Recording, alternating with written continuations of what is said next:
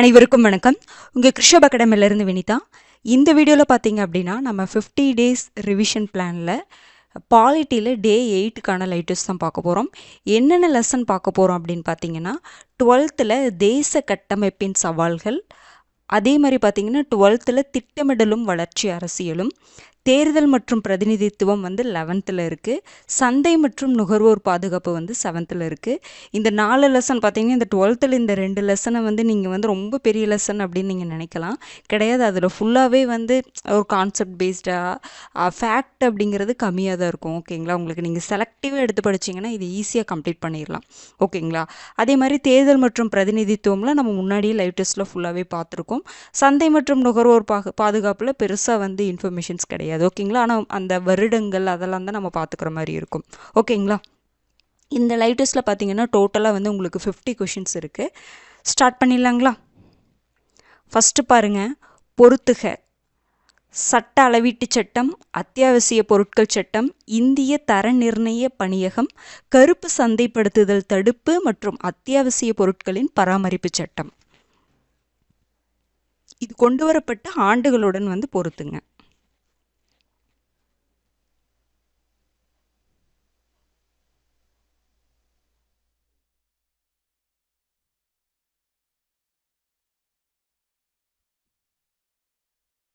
பார்த்துடலாங்களா? Answer பார்த்துடலாங்களா? சட்ட அளவீட்டு சட்டம் எப்போங்க கொண்டு வந்திருப்பாங்க? 2009. அத்தியாவசிய பொருட்கள் சட்டம் அப்படிங்கிறது 1955. இந்திய தர நிர்ணய பணியகம் பார்த்தீங்கன்னா 1986. அடுத்தது கருப்பு சந்தைப்படுத்துதல் தடுப்பு மற்றும் அத்தியாவசிய பொருட்களின் பராமரிப்பு சட்டம் பார்த்தீங்க அப்படின்னா 1980. அப்போ ஆன்சர் என்னங்க வரும்?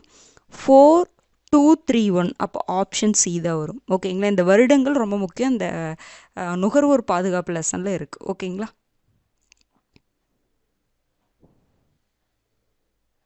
அடுத்தது செகண்ட் கொஷின் பாருங்க. பின்வரும் அலுவலர்கள் யாரை தேர்தல் ஆணையம் நியமிப்பதில்லை? வாக்காளர் பதிவு அலுவலர், வாக்குச்சாவடி தலைமை அலுவலர், தேர்தல் நடத்தும் அலுவலர், தேர்தல் பார்வையாளர்.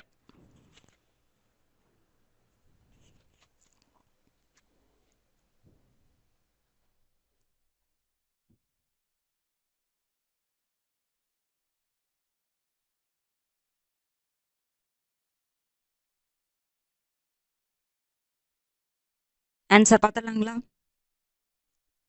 பார்த்தீங்கன்னா தேர்தல் பார்வையாளரை யார் நியமிப்பாங்க? தேர்தல் ஆணையம் தான் நியமிக்கும். அதே மாதிரி தேர்தல் நடத்தும் அலுவலரையும் இந்திய தேர்தல் ஆணையம் தான் நியமிக்கும். வாக்காளர் பதிவு அலுவலரையும் இந்திய தேர்தல் ஆணையம் தான் நியமிக்கும். ஆனால் வாக்குச்சாவடி தலைமை அலுவலரை மட்டும் பார்த்திங்கன்னா மாவட்ட தேர்தல் அதிகாரி. ஓகேங்களா, மாவட்ட தேர்தல் அதிகாரி தான் என்ன பண்ணுவாங்க? நியமிப்பாங்க. வித்தியாசத்தை மட்டும் நீங்கள் தெரிஞ்சுக்கணுங்க. வாக்குச்சாவடி தலைமை அலுவலரை மட்டும் யாரை நியமிப்பாங்க அப்படின்னு பார்த்தீங்கன்னா மாவட்ட தேர்தல் அதிகாரி நியமிப்பாங்க. பார்த்துக்கோங்க. அடுத்தது பார்க்கலாங்களா?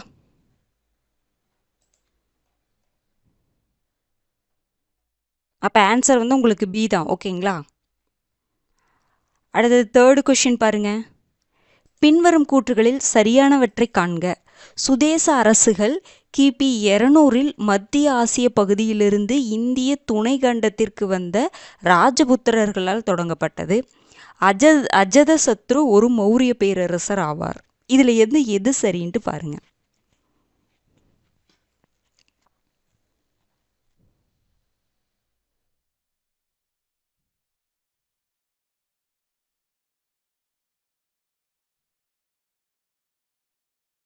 ஆன்சர் பார்த்துடலாங்களா?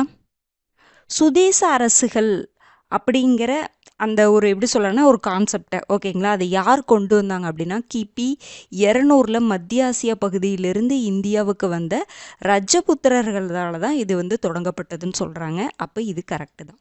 ஓகேங்களா, அடுத்தது அஜதசத்ரு ஒரு மௌரிய பேரரசரா? கிடையாது, மகத பேரரசர். ஓகேங்களா, இதில் என்ன சொல்லியிருப்பாங்கன்னா அந்த பேரரசர் ஆட்சி காலத்திலேயே இந்த பகுதியெல்லாம் பிரிச்சிருப்பாங்க. ஓகேங்களா, இந்த மாதிரி மாகாணம் தனித்தனி பகுதியாக ஆட்சி பண்ணிகிட்டு இருப்பாங்க அப்படிங்கிற மாதிரி சொல்லியிருப்பாங்க. ஓகேங்களா, இது ஹிஸ்ட்ரியில் வரக்கூடியது, ஆனாலும் பார்த்து வச்சுக்கோங்க. அப்போ இது என்னதுங்க? தவறு. அஜதசத்ரு பார்த்திங்கன்னா ஒரு மகத பேரரசர். அப்போ நமக்கு என்னதுங்க? 1 மட்டும்தான் சரி. அப்போ ஆப்ஷன் ஏ. அடுத்தது பாருங்க, 4வது கேள்வி, பின்வரும் இணைகளில் தவறானவற்றை காண்க. ரொம்பவே ஒரு முக்கியமான கொஷினுங்க. மக்கள் திட்டம், காந்திய திட்டம், பாம்பே திட்டம், தேசிய திட்டக்குழு, சர்வோதயா திட்டம். இது வந்து பார்த்திங்கன்னா நம்ம 12th பாலிட்டியில் கொஞ்சம் சின்ன சின்ன கன்ஃபியூஷனோட கொடுத்துருக்காங்க. ஆனால் 12th எக்கனாமிக்ஸில் நீட்டாக கொடுத்துருப்பாங்க. ஓகேங்களா, அதை படிச்சுக்கோங்க, இதை படிக்க வேண்டாம். ஓகேங்களா, இந்த திட்டங்கள் பொறுத்த வரைக்கும் 12th பாலிட்டியில் கொடுத்துருப்பாங்க. இந்த பிளானிங் கமிஷனுக்கு வரக்கு முன்னாடி போட்ட திட்டங்கள்லாம் அதை வந்து 12th நீட்டாக கொடுத்துருப்பாங்க. அதையே படிச்சுக்கோங்க.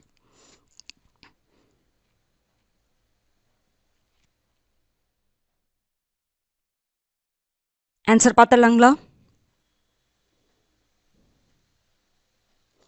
மக்கள் திட்டம் அப்படிங்கிறது எந்த வருடம் கொண்டு வந்திருப்பாங்கன்னா 1945. இந்த 12th பாலிட்டியில் இது கொஞ்சம் இன்ஃபர்மேஷன் சேஞ்ச் பண்ணி கொடுத்துருப்பாங்க. நீங்கள் இதையை பார்த்து வச்சுக்கோங்க. இதை வந்து 12th நீட்டாக கொடுத்துருக்காங்க. 12th எக்கனாமிக்ஸில் அதை படிங்க, இதை படிக்க வேண்டாம். ஓகேங்களா, இந்த திட்டங்களை பொறுத்த வரைக்கும். அடுத்தது காந்திய திட்டம். காந்திய திட்டம் எப்போ கொண்டு வந்திருப்பாங்க? 1944. ஓகேங்களா, எஸ்என் அகர்வால் அப்படிங்கிறவங்க. ஓகேங்களா. அடுத்தது பார்த்திங்கன்னா பாம்பே திட்டம். அப்போ இது தவறு, இதுவும் தவறு. பாம்பே திட்டம் 1940 கரெக்ட். தொழிலதிபர்களால் கொண்டு வரப்பட்டிருக்கும் 15 ஆண்டுக்கான ஒரு முதலீட்டு திட்டமாக தான் இது இருக்குன்னு சொல்லியிருப்பாங்க. அப்போ இது கரெக்டு. தேசிய திட்டக்குழு எப்போனா, அதாவது 1938 என்ன பண்ணியிருப்பாங்கன்னா, அந்த 1938 இதை கொண்டு வரலாம் அப்படின்னு சொல்லிட்டு அதை வந்து உருவாக்கியிருப்பாங்க. ஓகேங்களா, அந்த காங்கிரஸ் மாநாட்டில் தேசிய திட்டக்குழு அப்படிங்கிற ஒரு விஷயத்தை வந்து என்ன பண்ணியிருப்பாங்க, அறிமுகப்படுத்தியிருப்பாங்க. இது கரெக்டு தான். அடுத்தது சர்வோதயா திட்டம். சர்வோதயா திட்டம் பார்த்தீங்க அப்படின்னா எந்த வருடம்? 1950. நோட் பண்ணிக்கோங்க, ரொம்ப முக்கியமானது. சர்வோதயா திட்டம் அப்படிங்கிறது 1950. அப்போ இது தவறு. ஓகேங்களா. அப்போ சர்வோதயா திட்டம் யாரால் அறிமுகப்படுத்தப்பட்டிருக்கும்? ஜெயபிரகாஷ் நாராயணன் அவர்களால் அறிமுகப்படுத்தப்பட்டிருக்கும்.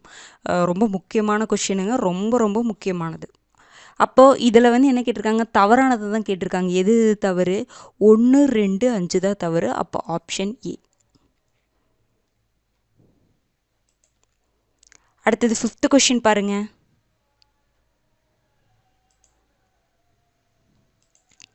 தேர்தல் சீர்திருத்த குழுக்கள் தொடங்கப்பட்ட ஆண்டுகளுள் பொருந்தாதவற்றை தேர்வு செய்க.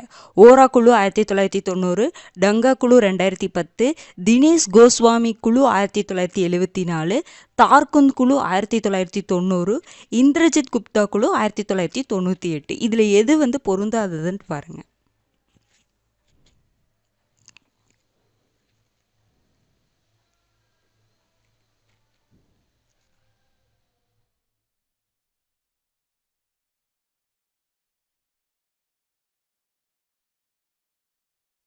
ஆன்சர் பார்த்தலாங்களா? ஓரா குழு எப்போங்க கொண்டு வந்திருப்பாங்க? 1993. அப்போ இது தவறு. டங்கா குழு 2010 தான், கரெக்டு தான். தினேஷ் கோஸ்வாமி குழு பார்த்திங்கன்னா 1990 தான். அப்போ இது தவறு. தார்குந்த் குழு பார்த்திங்கன்னா 1974, 90 இருக்குது. அப்போ இது தவறு. இந்திரஜித் குப்தா குழு வந்து இது ரொம்ப முக்கியமான குழு, 1998. இது கரெக்டு தான். அப்போது நமக்கு என்ன கேட்டிருக்காங்க? பொருந்தாது தான் கேட்டிருக்காங்க. எது எது பொருந்தலை? 1, 3, 4 தான் பொருந்தலை. அப்போ ஆப்ஷன் ஏ. இந்த வருடங்கள் இது எல்லாமே ரொம்ப முக்கியமானதுங்க. அடுத்தது பாருங்க, 6th கொஷின். கீழ்காணும் கூற்றுகளில் தவறானவற்றை தேர்வு செய்க. சுதந்திரத்திற்கு பிறகு 565 சுதேச அரசுகளும் இந்தியாவுடன் இணைய ஒப்புதல் அளித்தன. சுதந்திரத்திற்கு பிறகு உள்துறை அமைச்சராக பொறுப்பேற்றார் VP மேனன். நவாப் திவான் ஷா நவாஸ் தலைமையிலான ஐதராபாத் இந்தியாவுடன் இணைய மறுத்தது. இதில் வந்து எது தவறுன்ட்டு பாருங்க.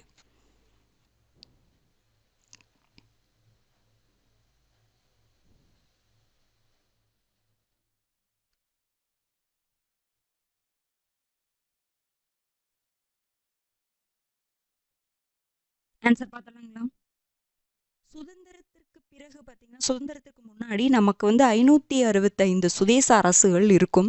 சுதந்திரம் வாங்கினதுக்கப்புறம் இந்த 565 சுதேச அரசுகளும் இந்தியாவுடன் இணைய ஒப்புதல் அளித்ததான்னு கேட்டால் 562 சுதேச அரசுகள் இந்தியாவுடன் இணைய என்ன பண்ணியிருப்பாங்கன்னா ஒப்புதல் அளிச்சிருப்பாங்க. ஒரு 3 சுதேச அரசுகள் மட்டும் இந்தியாவுடன் இணைய ஒப்புதல் அளிச்சிருக்க மாட்டாங்க.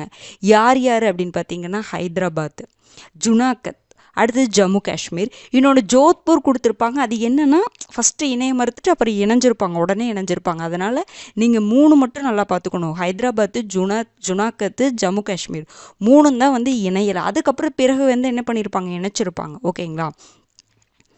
அப்போ முன்னாடி எவ்வளோ சுதேச அரசுகள் இருந்ததுன்னு கூட கேட்கலாம். 565. அப்போ எல்லாமே இந்தியாவுடன் இணைய ஒப்புதல் அளித்ததான்னு கேட்டால் கிடையாது. 3 சுதேச அரசுகள் இந்தியாவுடன் இணைய ஒப்புதல் அளிக்கலை. அடுத்தது, சுதந்திரத்திற்கு பிறகு உள்துறை அமைச்சராக பொறுப்பேற்றவர் விபி மேனன் பொறுப்பேற்றாரா? உள்துறை அமைச்சராக யார் பொறுப்பேற்றிருப்பாங்க? துணை பிரதமராக பொறுப்பேற்றவர் அப்படின்னு பார்த்தீங்கன்னா சர்தார் வல்லபாய் படேல். இந்த சர்தார் வல்லபாய் படேலுடைய ஒரு செயலாளராக தான் விபி மேனன் வந்து பொறுப்பேற்றிருப்பாங்க. இவங்க 2 பேர், சர்தார் வல்லபாய் பட்டேல் தான் பார்த்தீங்கன்னா இந்த சுதேச அரசுகளை ஒருங்கிணைக்கிறதுல என்ன பண்ணியிருப்பார் அப்படின்னா நிறைய முயற்சி எடுத்து எல்லா சுதேச அரசுகளும் இந்தியாவுடன் இணைய காரணமானவர் இவர் தான். ஓகேங்களா? அவருக்கு சப்போர்ட்டாக இருந்த ஒரு செயலாளர் தான் பார்த்தீங்கன்னா விபி மேனன். அப்போ இது உங்களுக்கு தவறு. உள்துறை அமைச்சர் யாருங்க? சர்தார் வல்லபாய் பட்டேல். ஓகேங்களா? அடுத்தது, நவாப் திவான் ஷா நவாஸ் தலைமையிலான ஹைதராபாத் இந்தியாவுடன் இணைய மறுத்ததா? நவாப் திவான் ஷா நவாஸ் வந்து எந்த சுதேச அரசுடைய தலைவர் அப்படின்னு பார்த்தீங்க அப்படின்னா ஜுனாகத் பகுதியுடைய தலைவர் தான், ஹைதராபாத் கிடையாது. ஹைதராபாத்து இந்தியாவுடன் இணைய வந்து மறுத்திருக்கும். ஆனால் வந்து இந்த ஷா நவாஸ்ன்னு சொல்கிறோம்ல, திவான் ஷா நவாஸ்ன்னு சொல்லிட்டு அவர் பார்த்தீங்கன்னா ஜுனாகத்துடைய தலைவர் தான். அப்போ நீங்கள் அந்த சுதேச அரசுகள் வந்து இணைய மறுத்துச்சு பார்த்தீங்களா? அந்த 3 சுதேச அரசுகளுக்கும் யார் அப்போ தலைவராக இருந்தாங்க அப்படிங்கிறத நீங்கள் கண்டிப்பாக தெரிஞ்சு வச்சுக்கணும். புரிஞ்சுதுங்களா? அப்போ இதுவும் உங்களுக்கு என்ன தான் தவறு தான். அனைத்தும் தவறு. Option C.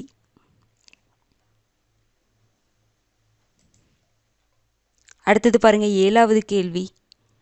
கூற்று 1, இந்தியாவுக்கான திட்டமிட்ட பொருளாதாரம் என்ற புத்தகத்தில் இந்தியாவுக்கான 5 ஆண்டு திட்டத்தினை விஸ்வேஸ்வரய்யா முன்மொழிந்தார்.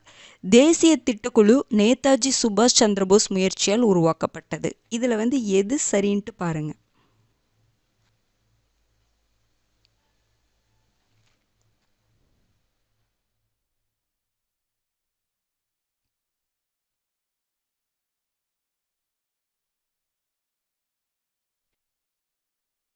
ஆன்சர் பார்த்தலாங்களா? இந்தியாவுக்கான திட்டமிட்ட பொருளாதாரம் அப்படிங்கிற புத்தகத்தை எழுதியவர் விஸ்வேஸ்வரய்யா. கரெக்டு தான். அவர் அந்த புத்தகத்தில் பார்த்தீங்கன்னா இந்தியாவுக்கான எத்தனை ஆண்டு திட்டத்தினை முன்மொழிஞ்சிருப்பார்? 10 ஆண்டு திட்டத்தினை தான் முன்மொழிஞ்சிருப்பார். அப்போ இது தவறு. ஓகேங்களா? இந்தியாவுடைய அந்த திட்டமிடலுக்கான முன்னோடி அப்படிங்கிறது நம்ம விஸ்வேஸ்வரய்யாவை தான் நம்ம சொல்லுவோம். ஓகேங்களா? அடுத்தது, தேசிய திட்டக்குழு 1938 உருவாக்கப்பட்டது காங்கிரஸ் கமிட்டி கூட்டத்தில் அப்படின்னு நம்ம சொன்னோம் இல்லைங்களா? அப்போ அது யாரால் உருவாக்கப்பட்டிருக்கும்? நேதாஜி சுபாஷ் சந்திரபோஸ் முயற்சியால் தான் உருவாக்கப்பட்டிருக்கும். நம்ம ஜவஹர்லால் நேருன்னு, ஏன்னா அதற்கான தலைவராக வந்து ஜவஹர்லால் நேரு இருப்பார். நம்ம யாருடைய முயற்சியால் உருவாக்கப்பட்டதுன்னு கேட்டால் நம்ம ஜவஹர்லால் நேருன்னு போடுறதுக்கு வாய்ப்பு இருக்குங்க. ஆனால் யாருடைய முயற்சியால் உருவாக்கப்பட்டதுன்னா நேதாஜி சுபாஷ் சந்திரபோஸ் அவர்களால். ஓகேங்களா? அவருடைய முயற்சியால் உருவாக்கப்பட்டிருக்கும். அதை நல்லா நோட் பண்ணி வச்சுக்கோங்க. அப்போ இது உங்களுக்கு என்னது தான்? கரெக்டு தான். அப்போ என்னங்க வரும்? கூற்று 2 மட்டும் சரி. Option B. அடுத்தது 8வது கேள்வி பாருங்க. பின்வரும் கூற்றுகளை ஆராய்க. 2003 தபால் வாக்குமுறை அறிமுகப்படுத்தப்பட்டது. வெளிநாடு வாழ் இந்திய குடிமக்களுக்கு 2010 வாக்குரிமை வழங்கப்பட்டது. தேர்தலில் போட்டியிடும் வேட்பாளர் மரணமடைந்தால் சம்பந்தப்பட்ட கட்சிக்கு மாற்று வேட்பாளரை அறிவிக்க 1 வார கால அவகாசம் வழங்கப்பட்டுள்ளது. இதில் வந்து எத்தனை கூற்றுகள் சரின்ட்டு பாருங்க.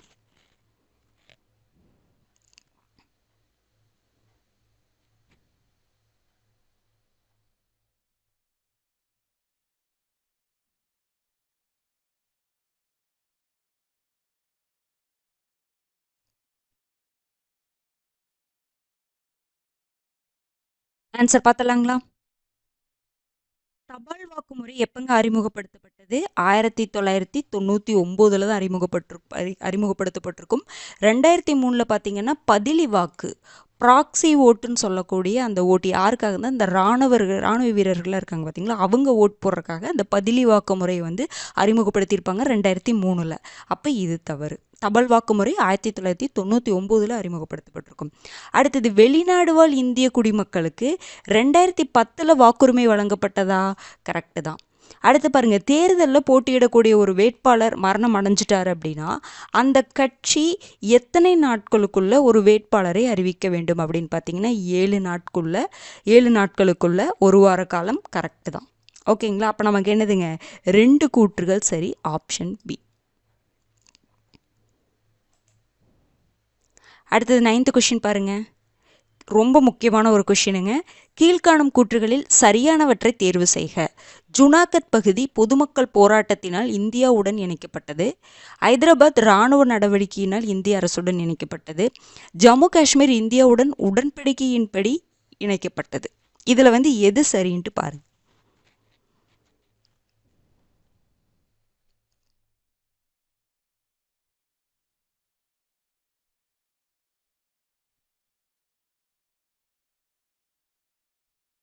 Answer பார்த்தலாங்களா?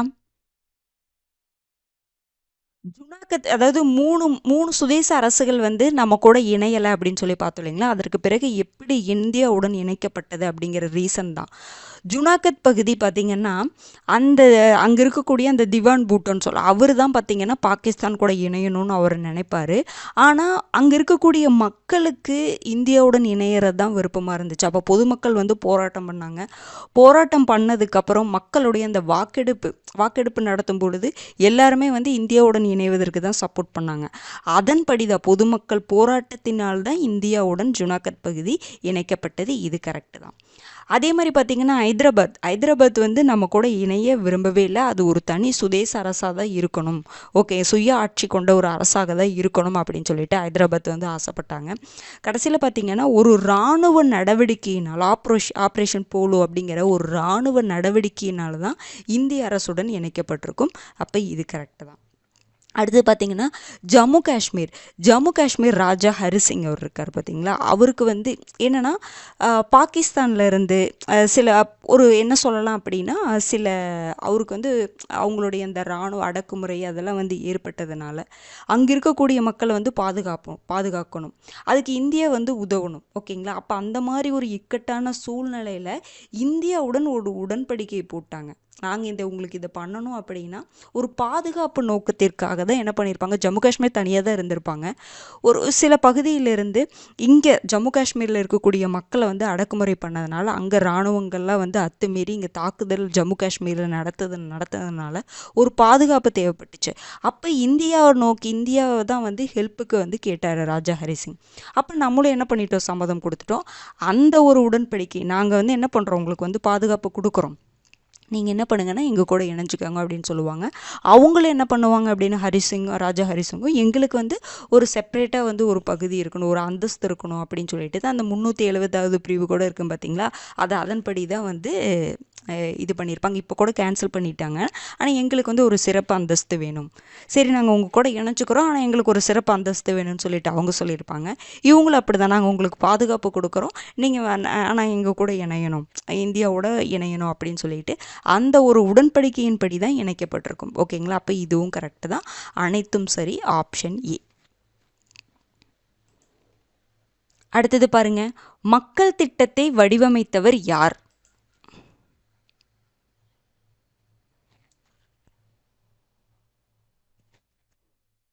SN Agarwal, MN Roy, Jawaharlal Nehru, M Visvesvaraya.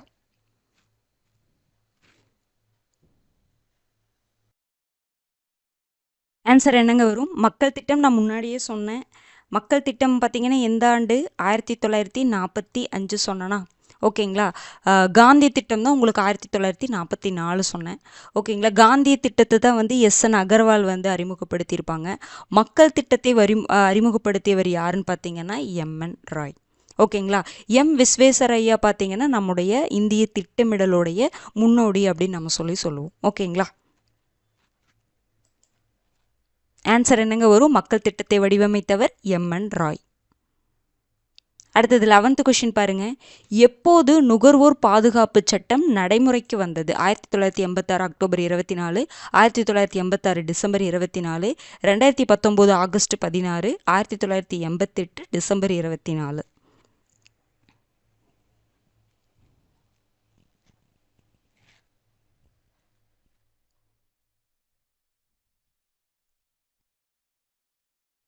Answer என்னங்க வரும்?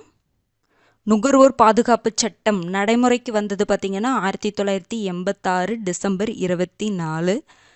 1986 உங்களுக்கு என்ன பண்ணியிருப்பாங்க அப்படின்னா 86 அக்டோபர் 24, 86 பார்த்தீங்கன்னா உங்களுக்கு 1986 அக்டோபர் 24 வராதுங்க, அக்டோபரில். ஓகேங்க, இது நான் ஆப்ஷனுக்காக 24 கொடுத்துருக்கேன். 1986 அக்டோபரில் பாராளுமன்றத்தில் கொண்டு வந்திருப்பாங்க. ஓகேங்களா, உங்களுக்கு நடைமுறைக்கு வந்தது அப்படின்னு பார்த்தீங்கன்னா 1986 டிசம்பர் 24. மறந்துடாதீங்க ரொம்ப, ஏன்னா நுகர்வோர் சம்மந்தமாக நமக்கு டாபிக் இருக்குது, அதில் சிலபஸில் இருக்குது. அது கேட்குறதுனா இந்த மாதிரி வருஷங்களை வச்சு தான் கேட்குறாங்க. அதனால் நீங்கள் அந்த வருஷங்களெல்லாம் நல்லா பார்த்து வச்சுக்கோங்க. அடுத்தது பாருங்க, 12வது கொஷின். இந்தியாவின் முதல் பொது தேர்தல் தொடர்பான கூற்றுகளில் தவறானவற்றை காண்க. 54 கட்சிகள் பங்கேற்றன. காங்கிரஸ் 389 இடங்களில் வெற்றி பெற்றது. இத்தேர்தலில் மொத்த வாக்குப்பதிவு வீதம் 45%.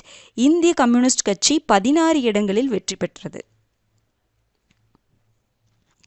இதில் எது தவறுன்ட்டு பாருங்க.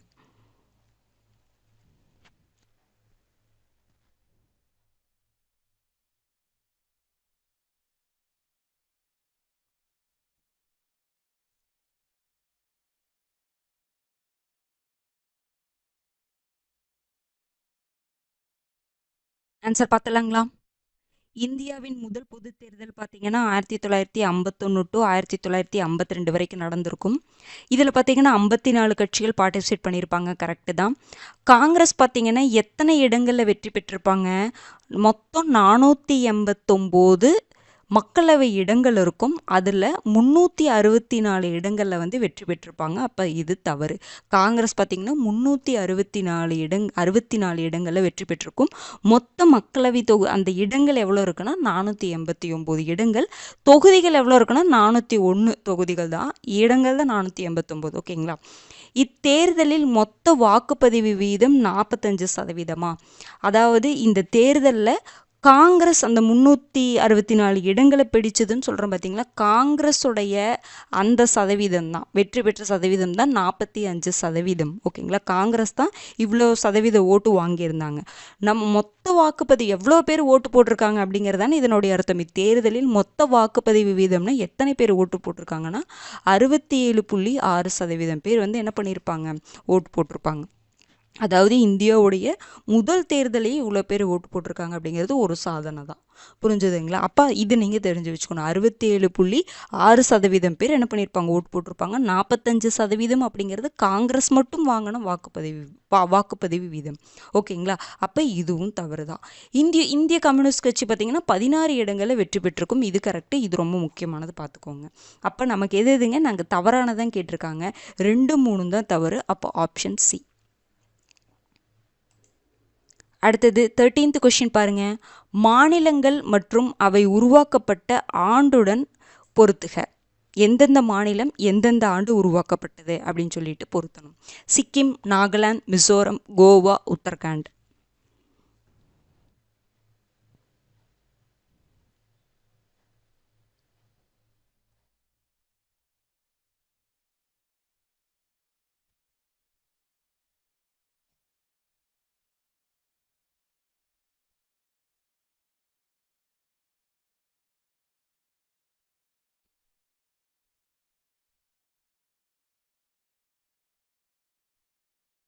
ஆன்சர் பார்த்தலாங்களா?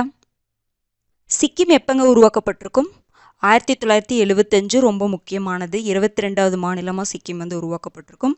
அடுத்து பார்த்திங்கன்னா நாகாலாந்து எப்போ உருவாக்கப்பட்டிருக்கும்? 1962.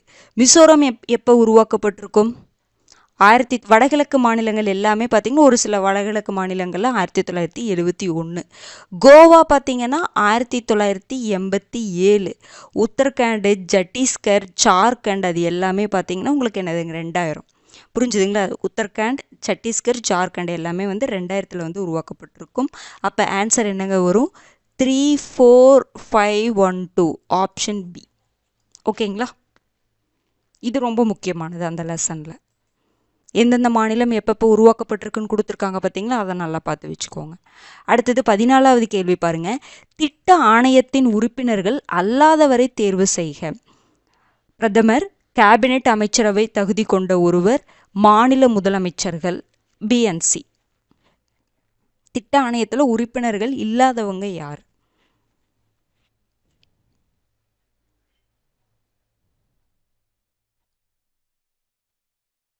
இது ரொம்ப முக்கியமானதுங்க, அதுக்காக தான் இதை கொடுத்துருக்கேன்.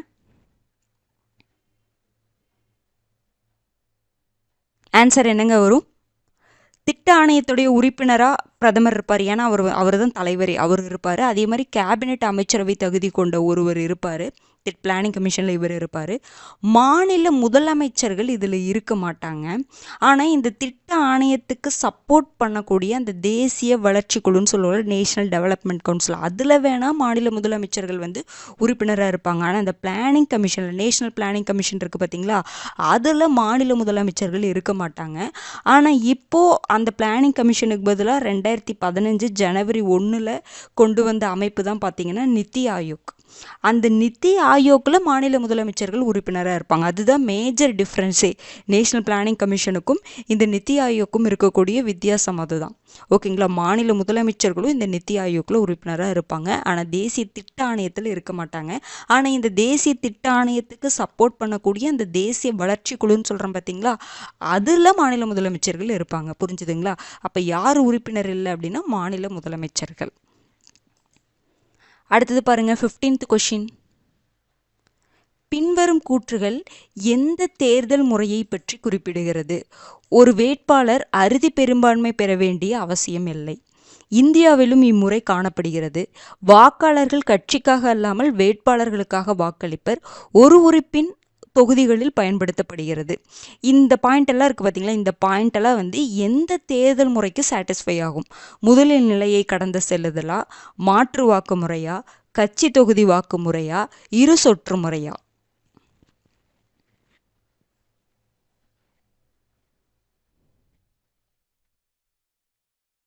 இதை பற்றி, இந்த தேர்தல் முறையை பற்றி நாம் தேர்தல் மற்றும் பிரதிநிதித்துவம் நாம் வந்து லைவ் டெஸ்ட் வச்சோம் பார்த்தீங்களா, அப்போ வந்து இந்த தேர்தல் முறையை பற்றி நான் எக்ஸ்பிளைன் பண்ணியிருக்கேன். ஓகேங்களா? பார்க்காதவங்க நீங்கள் போய் பாருங்கள்.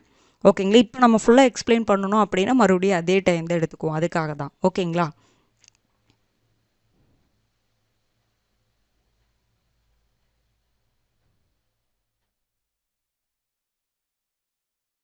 ஆன்சர் என்னங்க வரும்? ஒரு வேட்பாளர் அறுதி பெரும்பான்மை பெற வேண்டியதில்லை. இந்தியாவில் இந்த முறை இருக்குது.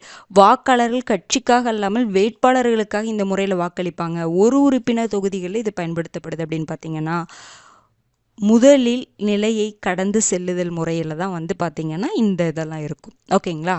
அறுதி பெரும்பான்மை இதுக்கு தேவையில்லை, ரொம்ப முக்கியமானது. அதே மாதிரி இந்தியாவில் இந்த முறை இருக்குது அப்படின்னு சொல்கிறாங்க, இது ரொம்ப முக்கியமானது. அடுத்தது பாருங்கள், 16th கொஷின். கீழ்கண்ட கூற்றுகளில் சரியானவற்றை தேர்வு செய்க. மாநில மறுசீரமைப்பு ஆணையம் 16 மாநிலங்கள் மற்றும் 3 ஒன்றிய ஆளுகைக்குட்பட்ட மாநிலங்களை மறுசீரமைப்பு செய்ய பரிந்துரைத்தது. விடுதலைக்கு முன்பு மொழி அடிப்படையில் பிரிக்கப்பட்ட முதல் மாநிலம் ஆந்திர பிரதேசம். மொழிவாரி அடிப்படை மாநிலங்களுக்கு மகாத்மா காந்தி ஆதரவு தெரிவிக்கவில்லை. இதில் வந்து எது சரின்ட்டு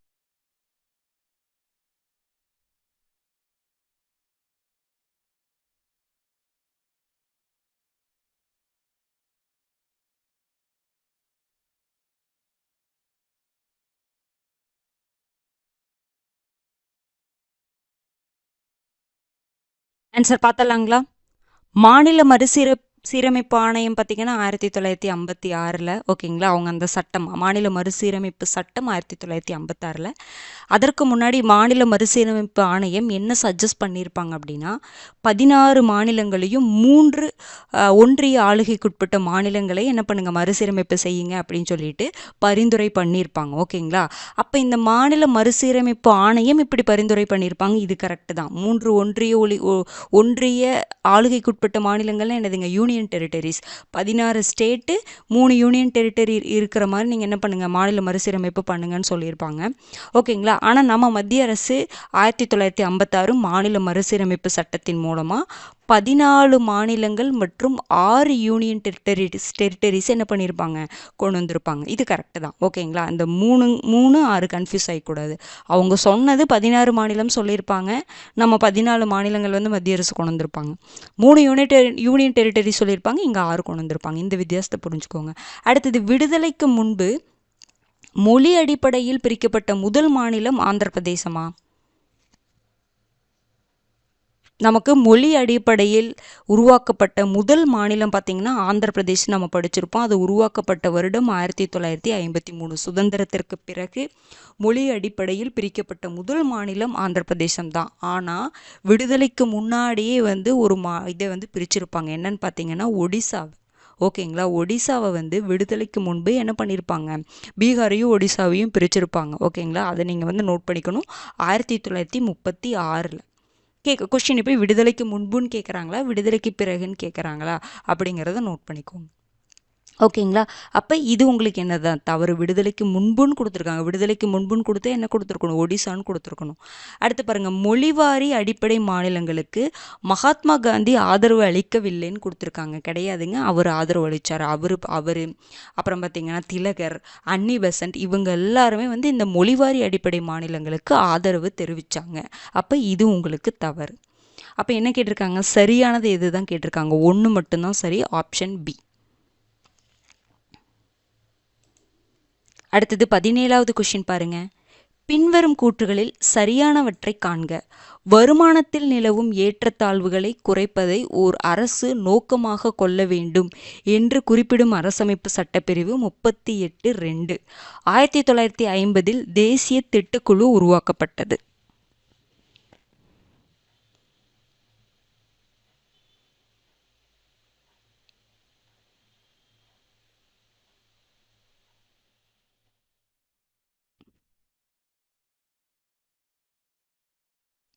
இது கவுன்சில் அப்படின்னு சொல்லுவோம். ஓகேங்களா. National planning commission, council, national planning commission இருக்குது. ஓகேங்களா. அது எல்லாத்தையுமே கன்ஃபியூஸ் பண்ணிக்காதீங்க.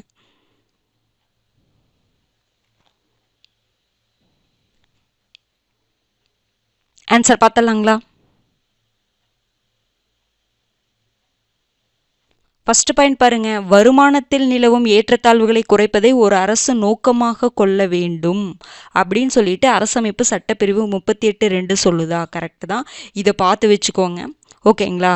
38(2) என்ன சொல்லணும், வருமானத்தில் நிலவும் 36 to 51 உங்களுக்கு பார்த்தீங்கன்னா directive principles of state policy, அரசுக்கு வழிகாட்டக்கூடிய ஒரு என்னதுங்க, அரசுக்கு வழிகாட்டக்கூடிய ஒரு கொள்கை தான் பார்த்திங்கன்னா இந்த directive principles of state policy.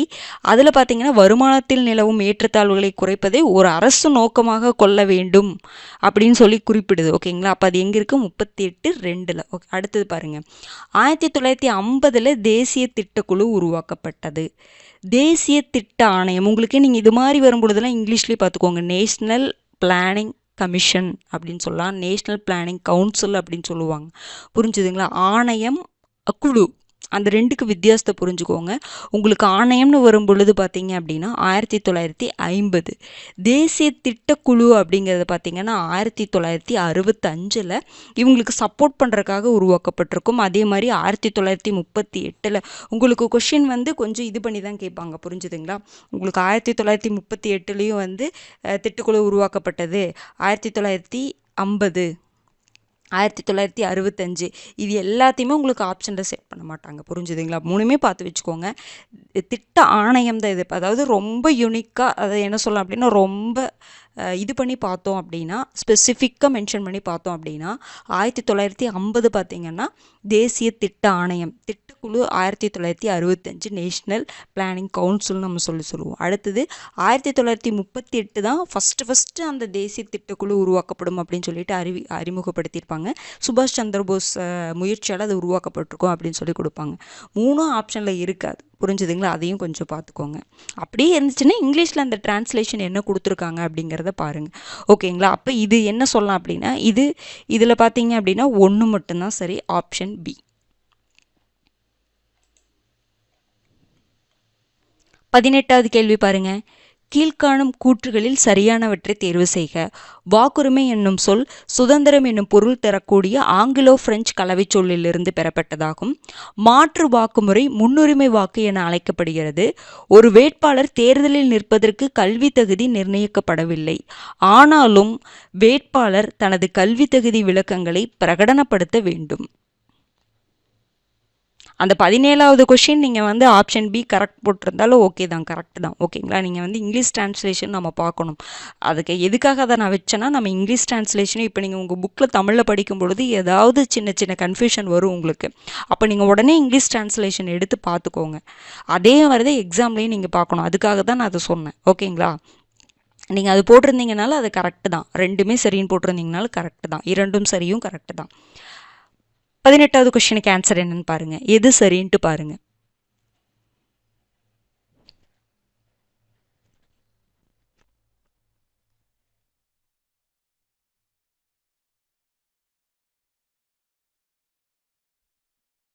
Answer என்னங்க வரும் பார்த்துடலாங்களா? வாக்குரிமை என்ற சொல் சுதந்திரம், பிராங்க் அப்படின்னு சொல்லக்கூடிய சுதந்திரம் என்னும் பொருள் தரக்கூடிய ஆங்கிலோ பிரெஞ்சு கலவை சொல்லிலிருந்து தான் பெறப்பட்டது. கரெக்டு தான். அடுத்தது மாற்று வாக்குமுறை, அல்டர்னேட் ஓட்டுன்னு சொல்கிறோம்ல, அதுக்கு இன்னொரு பேர் என்னதுங்க? முன்னுரிமை வாக்கு என அழைக்கப்படுகிறது. இதுவும் கரெக்டு தான். அடுத்தது ஒரு வேட்பாளர் தேர்தலில் நிற்பதற்கு கல்வி தகுதி நிர்ணயிக்கப்பட்டிருக்கா? இவ்வளோ படிச்சிருந்தா தான் தேர்தலில் நிற்க முடியும் அப்படிங்கிற மாதிரி ஏதாவது இருக்கா? கிடையாது. ஆனாலும் என்ன பண்ணணும்? வேட்பாளர் தன்னுடைய கல்வி தகுதி விளக்கங்களில் கண்டிப்பாக பிரகடனப்படுத்தணும், சொல்லணும் தன்னுடைய சொத்து விபரங்கள், அது போக தன்னை ஏதாவது குற்றவியல் நடவடிக்கைகள் தன் மேலே எடுக்கப்பட்டிருக்கா, அந்த மாதிரி டீட்டெயில்ஸ் எல்லாம் என்ன பண்ணணும்? சொல்லணும் கண்டிப்பாக வேட்பு மனு தாக்கல் பண்ணும் பொழுது. புரிஞ்சுதுங்களா? அப்போ இது கரெக்டு தான். அப்போ அனைத்தும் சரி, ஆப்ஷன் ஏ. அடுத்தது 19th கொஸ்டின் பாருங்க. 1956 ஒன்றிய ஆளுகைக்குட்பட்ட பகுதியாக இருந்து பின் மாநிலமாக மாற்றி அறிவிக்கப்பட்ட பகுதிகளுள் பொருந்தாத ஒன்றை தேர்வு செய்க. மணிப்பூர், இமாச்சல் பிரதேசம், திரிபுரா, மிசோரம். 1956 இது வந்து கொண்டு வரும் பொழுது யூனியன் டெரிட்டரியாக இருந்திருக்கும். அதை பின்னாடி வந்து மாநிலமாக மாற்றிருப்பாங்க. அதில் பொருந்தாது, யூனியன் டெரிட்டரியாக இருந்து மாநிலமாக மாற்றினதில் பொருந்தாதது எது அப்படின்னு சொல்லி கேட்குறோம். பாருங்க.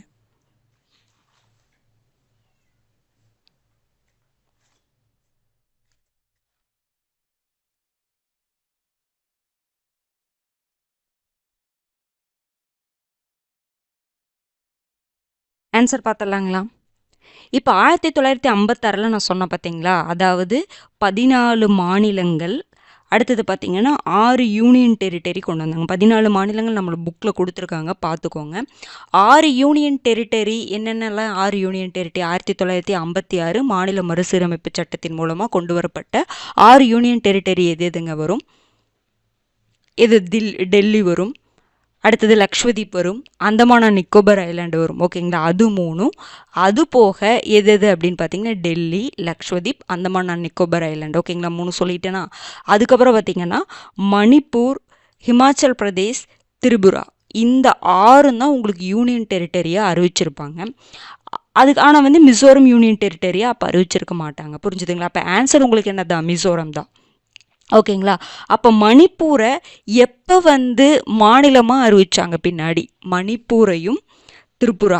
ஓகேங்களா? மணிப்பூர், திரிபுரா இது எல்லாம் திருப்பி எப்போ மாநிலமாக அறிவிச்சாங்கன்னா 1970. நான் சொன்னேன் பார்த்தீங்களா, வடகிழக்கு மாநிலங்கள் எல்லாமே இந்த 1971 தான் வரும் அப்படின்னு சொன்னேன் பார்த்தீங்களா. மணிப்பூர், திரிபுரா, மெகாலயா, மிசோரம் இது எல்லாமே 1971. அடுத்தது ஹிமாச்சல் பிரதேசம் எப்போ வந்து பண்ணியிருப்பாங்க அப்படின்னு பார்த்தீங்கன்னா 1970 அந்த பீரியட். ஓகேங்களா? 70, 71. புரிஞ்சுதுங்களா? அப்போ இந்த 3 வந்து ஃபஸ்ட்டு யூனியன் டெரிட்டரியாக தான் 1956 அறிவிக்கிறாங்க. பிறகு தான் 1971 தான் திருப்பி என்ன பண்ணுறாங்க அப்படின்னா அதை வந்து 70, 71 பீரியடில் தான் உங்களுக்கு என்ன பண்ணுறாங்க? மாநிலமாக அறிவிக்கிறாங்க. இதை தெரிஞ்சுக்கணும். யூனியன் பிரதேசமாக இருந்து மாநிலமான பகுதிகள் அப்படின்னு சொல்லி கூட உங்களை கொஷின் கேட்கலாம். ஓகேங்களா? அடுத்தது 20வது கொஷின் பாருங்கள். கூற்று நிதி ஆயோக்கின் ஆணைகள் மத்திய மற்றும் மாநில அரசுகளை கட்டுப்படுத்தும். நிதி ஆயோக் அரசின் சிந்தனை பிரிவு ஆகும். கூற்று காரணம் சரி, கூற்றிற்கு காரணம் சரியான விளக்கம் அல்ல. கூற்று காரணம் சரி, கூற்றை காரணம் சரியாக விளக்குகிறது. கூற்று தவறு, காரணம் சரி, கூற்று காரணம் தவறு. இதில் எது சரின்ட்டு பாருங்க. ரொம்ப முக்கியமான கேள்விங்க இது.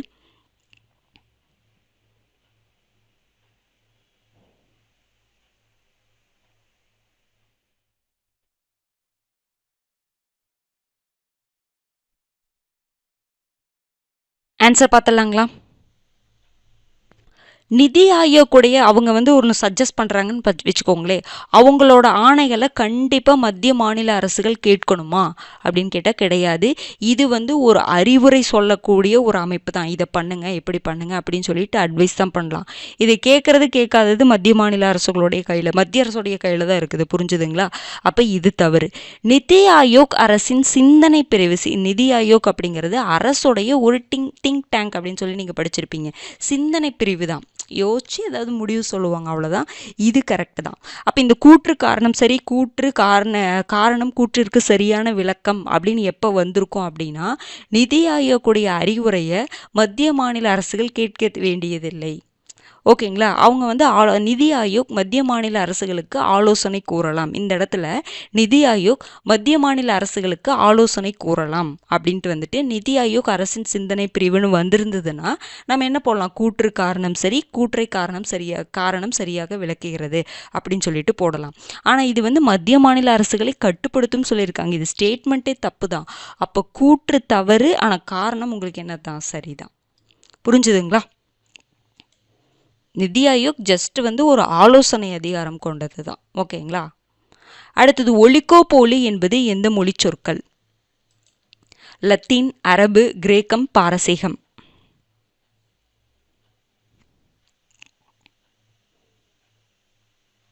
ஆன்சர் என்னங்க வரும்? கிரேக்க சொற்கள் தான். 2 சொல் இருக்கும். ஒலிகோ ஒன்று, பாலி ஒன்று. ஒலிகோ அப்படின்னா சில, பாலி அப்படின்னா கட்டுப்பாடு, சில கட்டுப்பாடு அப்படின்னு சொல்லக்கூடிய பொருள் தரக்கூடிய கிரேக்க சொற்கள் தான். ஓகேங்களா?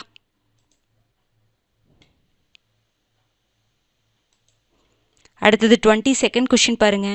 பின்வரும் கூற்றுகளை கருத்தில் கொள்க. சமீபத்தில் ஒரு முக்கியமான கரண்ட் அஃபேர்ஸ் இதில் இருக்குது. சமீபத்தில் மாநில கட்சியாக அங்கீகரிக்கப்பட்ட நாம் தமிழர் கட்சிக்கு ஏற்கலப்பை விவசாயி சின்னம் இந்திய தேர்தல் ஆணையத்தால் ஒதுக்கப்பட்டது. 1988ஆம் ஆண்டு மின்னணு வாக்குப்பதிவு இயந்திரம் தேர்தலில் பயன்படுத்தப்பட்டது. கட்சி பிளவுபடும் சூழலிலும் ஓர் சுயேட்சை வேட்பாளருக்கும் கட்சி தாவலின் அடிப்படைகள் பொருந்தும். கட்சி பிளவுபடும் சூழலிலும் மற்றும், இந்த இடத்துல மற்றும் ஆட் பண்ணிக்கோங்க, மற்றும் ஒரு சுயேட்சை வேட்பாளருக்கும் கட்சி தாவலின் அடிப்படைகள் பொருந்தாது. இதுல எது தவறுன்னு, எத்தனை கூற்றுகள் தவறுன்ட்டு பாருங்க.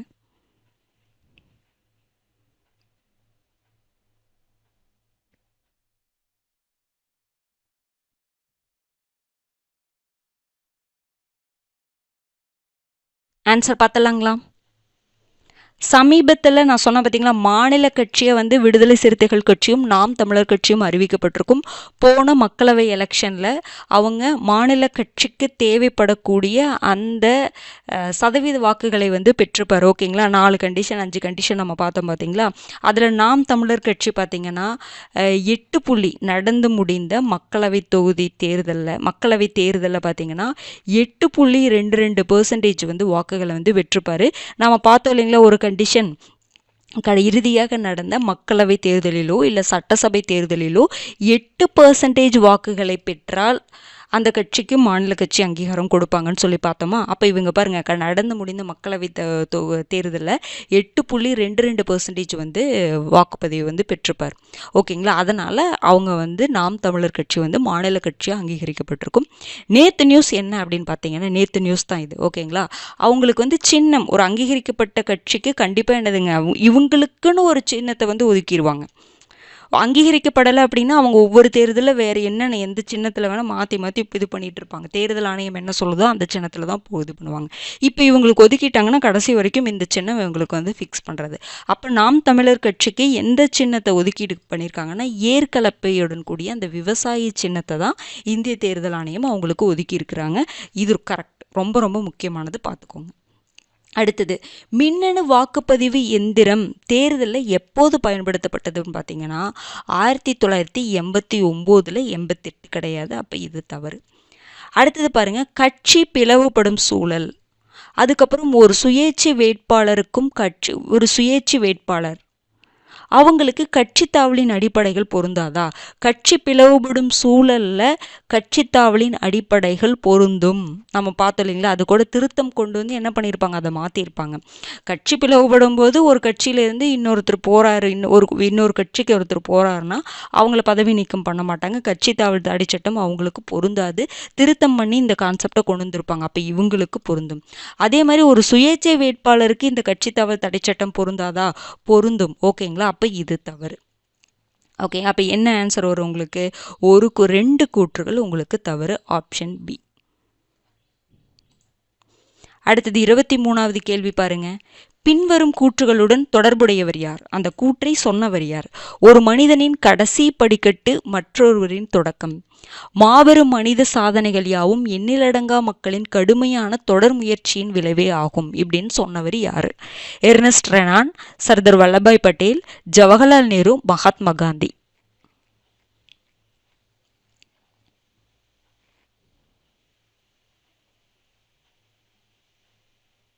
ஆன்சர் என்னங்க வரும்? ஜவஹர்லால் நேரு. அந்த எவரெஸ்ட் சிகரத்தை ஏறிய முதல் எவரெஸ்ட் சிகரத்தை ஏறியவர் பார்த்தீங்கன்னா டென்சிங். அவர் வந்து இந்தியரா நேபாளியா அப்படின்னு அந்த பிரச்சனை போயிட்டுருக்கு. அப்படிங்கும்பொழுது அவர் சொல்லியிருப்பார், இந்த வாசகத்தை வந்து சொல்லியிருப்பாங்க, ஒரு மனிதனின் கடைசி படிக்கட்டு மற்றொருவரின் தொடக்கம். மாபெரும் மனித சாதனைகள் யாவும் எண்ணிலடங்கா மக்களின் கடுமையான தொடர் முயற்சியின் விளைவே அப்படிங்கிற மாதிரி வாசகத்தை சொல்லியிருப்பாங்க. ஓகேங்களா, ஒரு பாக்ஸில் கொடுத்துருப்பாங்க, பார்த்துக்கோங்க. அடுத்தது பாருங்க, 24வது கேள்வி. பின்வரும் கூற்றுகளில் தவறானவற்றை தேர்வு செய்க. சென்னை மாகாண கூட்டுறவு சட்டம் 1904 இயற்றப்பட்டது. தஞ்சை பண்ணையாள் பாதுகாப்பு சட்டம் 1952 நிறைவேற்றப்பட்டது. இதுல எது தவறுன்னு பாருங்க.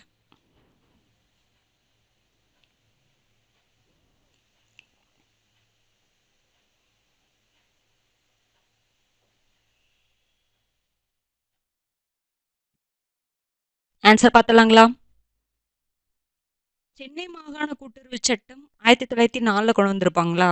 இந்திய கூட்டுறவு சட்டம் தான் 1904 கொண்டு வந்திருப்பாங்க. அந்த இந்திய கூட்டுறவு சட்டம் 1904 படி சென்னை மாகாண கூட்டுறவு சட்டம் 1932 கொண்டு வந்திருப்பாங்க. பார்த்துக்கோங்க, கூட்டுறவு சம்பந்தமாக வரக்கூடிய உங்களுக்கு புக்கில் டீட்டெயில் கொடுத்துருக்காங்க அப்படின்னா அதை கொஞ்சம் பார்த்து வச்சுக்கோங்க. அப்போ இது தவறு. இந்திய கூட்டுறவு சட்டம் தான் 1904, சென்னை மாகாண கூட்டுறவு சட்டம் 1932. ஓகேங்களா. அடுத்தது, தஞ்சை பண்ணையாள் பாதுகாப்பு சட்டம் 1952 நிறைவேற்றப்பட்டதா? கரெக்ட் தான். ஓகேங்களா, அப்போ நமக்கு எதுங்க தவறு? 1 மட்டும்தான் தவறு, ஆப்ஷன் சி. இந்த தஞ்சை பண்ணையாள் பாதுகாப்பு சட்டம் ரொம்ப முக்கியமானது, பார்த்துக்கோங்க. அடுத்தது 25வது கேள்வி பாருங்க. கீழ்காணும் கூற்றுகளில் சரியானவற்றை காண்க. 10வது அட்டவணையில் உள்ள அம்சங்களை செயல்பாட்டிற்கு கொண்டு வரும் விதிமுறைகளை உருவாக்கும் அதிகாரம் அவையை நடத்தும் தலைவருக்கு மட்டுமே உள்ளது. சபாநாயகர் உருவாக்கும் 10வது அட்டவணை தொடர்பான விதிகளை அவை கண்டிப்பாக ஏற்றுக்கொள்ள வேண்டும். இதுல எது சரின்ட்டு பாருங்க.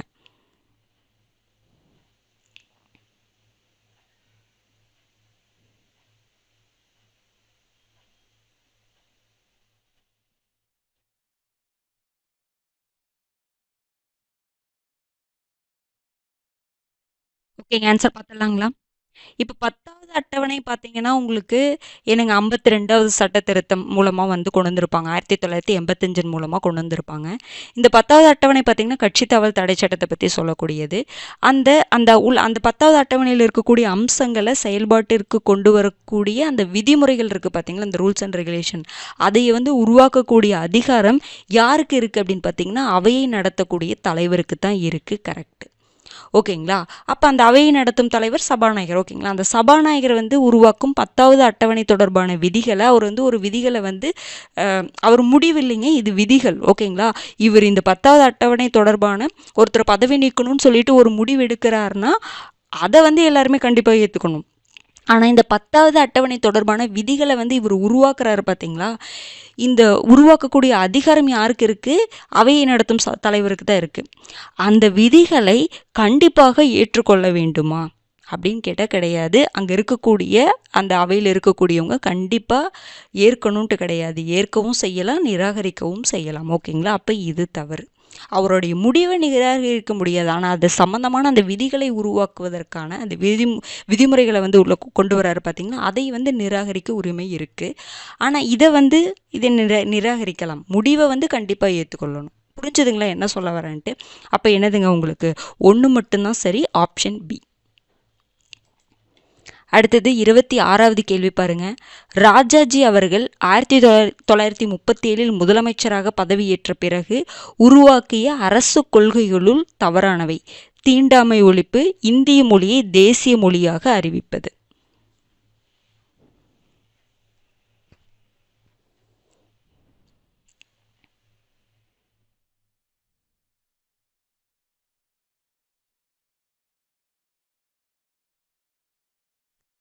ஆன்சர் பார்த்தலாங்களா? ராஜாஜி பார்த்தீங்கன்னா 1937 தேர்தலில் வந்து வெற்றி பெற்று, காங்கிரஸ் வந்து வெற்றி பெற்று ராஜாஜி வந்து முதலமைச்சராக பதவி ஏற்பார். பதவியேற்றோன்னு 2 முக்கியமான கொள்கைகள் அவர் வந்து உருவாக்கியிருப்பார். என்னென்னு பார்த்தீங்கன்னா, 1 தீண்டாமை ஒழிப்பு. இது நம்ம அதிகமாக படிச்சிருக்க மாட்டோம். ஆனால் இந்திய மொழியை தேசிய மொழியாக அறிவிப்பது அப்படிங்கிறதுனா நம்ம ராஜாஜி போட்டுருவோம். ஆனால் இந்த தீண்டாமை ஒழிப்புங்கிறது அவருடைய முக்கியமான கொள்கை தான். அதனால் இதை நீங்கள் தவறுன்னு போட்டுறாதீங்க. புரிஞ்சுதுங்களா? அப்போ 1, 2 ரெண்டுமே சரிதான், எதுவுமே தவறில்லை. அப்போ ஆப்ஷன்ஸ் ஏ 2ம் சரி. அடுத்தது பாருங்க 27வது. இது லைட்டாக நீங்கள் பார்த்து வச்சுக்கோங்க. நிலம் கையகப்படுத்துதல் தொடர்பான சட்டம் வந்து உங்களுக்கு கொடுத்துருப்பாங்க. ஓகேங்களா? அதை வந்து கொஞ்சம் லைட்டாக பார்த்துக்கோங்க. நிலம் கையகப்படுத்துதல் சட்டம் 2013 தொடர்பானவற்றில் சரியானவற்றை தேர்வு செய்க. தனியார் நிலங்களுக்கு நிலம் கையகப்படுத்த அந்நிலத்தின் உரிமையாளர்களில் 70% உரிமையாளர்களின் ஒப்புதல் பெறுவது கட்டாயம். நிலங்களை கையகப்படுத்த அரசு தனியார் பங்களிப்பு திட்டங்களில் 80% நில உரிமையாளர்களிடம் ஒப்புதல் பெறுவது கட்டாயம். 2015ஆம் ஆண்டு மேற்கொள்ளப்பட்ட திருத்தத்தில் நில பயன்பாட்டினால் பாதுகாப்பு, உள்கட்டமைப்பு, எளிய மக்கள் வீட்டு வசதி திட்டங்கள், தொழிற்சாலை பாதுகாப்பு, தொழிற்சாலை தொகுப்பு, அரசு தனியார் பங்கேற்புடனான உள்கட்டமைப்பு திட்டங்கள் போன்ற 5 வகைமைகள் உருவாக்கியது. ஓகேங்களா? இது பாருங்க, அரசு உருவாக்கியது. இதில் வந்து எது சரின்ட்டு பாருங்க. இந்த பாயிண்ட் மட்டும் அந்த ஒரு 5-6 பாயிண்ட் கொடுத்துருப்பாங்க. அந்த திருத்த சட்டம் அப்படின்னு சொல்லிட்டு 2013 நிலச்சட்டம் சொல்லிட்டு ஒரு பாயிண்ட்ஸ் கொடுத்துருப்பாங்க. அதை மட்டும் ரீட் பண்ணிக்கோங்க. ஓகேங்களா?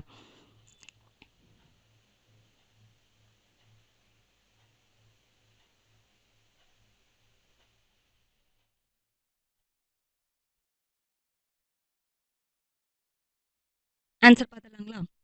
இப்போ அரசு வந்து இப்போ ஏதாவது ஒன்று அமைக்கணும் அப்படின்னு என்ன பண்ணுவாங்கன்னா, அரசு வந்து நிலத்தை வந்து கையகப்படுத்துவாங்க பார்த்தீங்களா? அதை பற்றி தான். தனியார் நிலங்களில் நிலம் கையகப்படுத்த என்ன பண்ணணும் அப்படின்னா, அந்நிலத்துடைய உரிமையாளர் நிறைய பேர் இருப்பாங்க. அதில் 70% உரிமையாளர்களில் ஒப்புதல் பெறுவது கட்டாயமா? 70 இல்லைங்க, 80%. இது ஒரு நிபந்தனை மாதிரி. ஓகேங்களா? தனியார் நிலங்களில் ஓகேங்களா நிலம் கையகப்படுத்துகிறாங்க அப்படின்னா, அந்த நிலத்துடைய உரிமையாளர்கள் இருப்பாங்க பார்த்தீங்களா? அதில் ஒரு 80% உரிமையாளர்களுடைய ஒப்புதல் பெற்றால் மட்டும்தான் நிலத்தை வந்து அரசு வந்து கையகப்படுத்த முடியும். ஓகேங்களா? இது ஒன்று. அடுத்தது பாருங்க, நிலங்களை கையகப்படுத்த அரசு தனியார் பங்களிப்பு திட்டம், அரசு தனியார் ரெண்டு பேருமே இருக்காங்கன்னு வச்சுக்கோங்களேன். அந்த பங்களிப்பு திட்டங்களில் எத்தனை சதவீத உரிமையாளர்களிடம் ஒப்புதல் பெற வேண்டும் அப்படின்னு பார்த்தீங்கன்னா 70% நில உரிமையாளர்களிடம் ஒப்புதல் பெறுவது கட்டாயம். இது 2 இன்டர்சேஞ்ச் ஆகிருக்குது. அவ்வளோதான். இதெல்லாம் நீங்கள் லைட்டாக ரீட் பண்ணிக்கோங்க. அவ்வளோதான். ஓகேங்களா? குரூப் 4க்கு நீங்கள் ரொம்ப டீப்பாக போக வேண்டியதில்லை. ஆனால் லைட்டாவது தெரிஞ்சுக்கணும். எந்த ஆண்டு அதை திருத்தம் எப்போ பண்ணாங்க, நிலம் கையகப்படுத்தல் சட்டம்னா என்ன அப்படிங்கிறது ஒரு பேசிக்கான விஷயங்களை தெரிஞ்சுக்கணும். அவ்வளோதான். ஓகேங்களா? அதுக்கப்புறம் அதை திருத்தம் பண்ணாங்க. 2015ஆம் ஆண்டு மேற்கொள்ளப்பட்ட திருத்தத்தில் நில பயன்பாட்டில் ஒரு 5 வகைமைகளை வந்து உருவாக்குறாங்க. என்னென்னா பாதுகாப்பு, உள்கட்டமைப்பு, எளிய மக்கள் வீட்டு வசதி திட்டங்கள், தொழிற்சாலை தொகுப்பு, அரசு தனியார் பங்கேற்புடனான உள்கட்டமைப்பு திட்டங்கள். இது போன்ற திட்டங்களுக்கு இந்த சொன்ன பார்த்தீங்களா இதுக்கெல்லாம் வந்து விலக்களிச்சாங்கன்னு சொல்கிறாங்க. புரிஞ்சுதுங்களா? இந்த உரிமையாளர்கிட்ட இவ்வளோ பெர்சன்டேஜ் வந்து ஒப்புதல் பெறணும் அப்படிங்கிற மாதிரிலாம் நம்ம சொன்னோம் பார்த்தீங்களா? இதை வந்து என்ன பண்ணியிருப்பாங்கன்னா, இந்த 5 வகைமைகளுக்குள்ளே இருந்துச்சு அப்படின்னா, இந்த மாதிரி நிலங்கள், இந்த மாதிரி திட்டங்களுக்காக நிலம் கையகப்படுத்தும் பொழுது இந்த இவ்வளோ சதவீதம் வந்து ஒப்புதல் பெறுவது கட்டாயம் அப்படிங்கிற நிபந்தனையை இந்த 2015ஆம் ஆண்டு திருத்தச் சட்டத்தில் என்ன பண்ணாங்கன்னா விலக்களிச்சாங்க. அப்போ இது கரெக்டு தான். 2015ஆம் ஆண்டில் தான் இந்த 5 வகைமைகளை உருவாக்குனாங்க. இது கரெக்டு தான். ஓகேங்களா? ஃபஸ்ட்டு 2 தான் உங்களுக்கு தவறு, தேர்டு மட்டும்தான் கரெக்டு. ஓகேங்களா? உங்களுக்கு புரிஞ்சுதுங்களா? அதாவது தனியார் நிலங்களில் நிலம் கையகப்படுத்தணும்னா அந்நிலத்தின் உரிமையாளர்களை 80% உரிமையாளர்கள் ஒப்புதல் பெறுவது கட்டாயம். அதே மாதிரி அரசு தனியார் பங்களிப்பு திட்டங்களில் பார்த்தீங்கன்னா நிலம் கையகப்படுத்துவதற்கு 70% நில உரிமையாளர்கள் ஒப்புதல் பெறுவது கட்டாயம். 2015 ஒரு 5 வகைமைகளை வந்து உருவாக்குறாங்க. பாதுகாப்பு, உள்கட்டமைப்பு, எளிய மக்கள் வீட்டு வசதி திட்டங்கள், தொழிற்சாலை தொகுப்பு, அரசு தனியார் பங்கேற்புடனான உள்கட்டமைப்பு திட்டங்கள். இந்த மாதிரி திட்டங்களை வந்து செயல்படுத்துவதற்கு நிலத்தை கையகப்படுத்தணும் அப்படின்னா இந்த மேற்கண்ட இது இருக்குது பார்த்தீங்களா, இந்த ஒப்புதல் பெறுவதிலிருந்து விலக்களிச்சாங்க. இந்த நிபந்தனைகள்லேருந்து விலக்கு கொடுத்தாங்க. அவ்வளோதான். ஓகேங்களா? அப்போ இது மூணு மட்டும்தான் உங்களுக்கு கொடுத்துருக்கிறதுல சரி. இது லைட்டாக பார்த்துக்கோங்க. அடுத்தது பாருங்கள், 28வது கேள்வி. இந்திரஜித் குப்தா குழுவின் பரிந்துரைகள் தொடர்பானவற்றில் தவறானவற்றை காண்க. தனியாக தேர்தல் நிதி உருவாக்க வேண்டும், கடந்த நிதியாண்டில் வருமான வரி செலுத்தி இருக்க வேண்டும், சுயேட்சை வேட்பாளர்களுக்கும் தேர்தல் நிதி நீட்டிப்பு, அனைத்தும் சரி.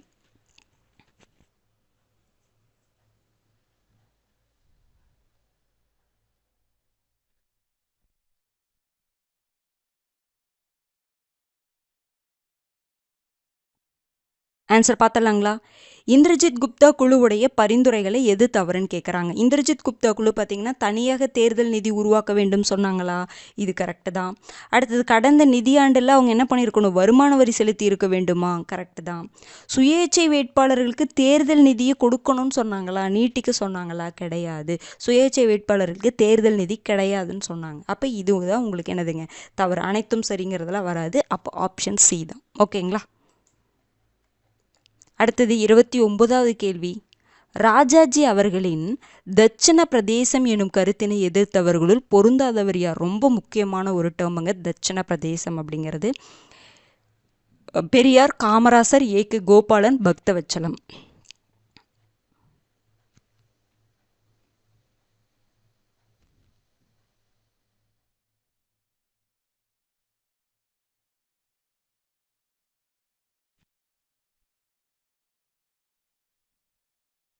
ஆன்சர் பார்த்தலாங்களா? ராஜாஜி அப்படிங்கிறவர் பார்த்தீங்கன்னா தட்சிண பிரதேசம் அப்படிங்கிற ஒரு டேர்மை வந்து சொல்லியிருப்பார்.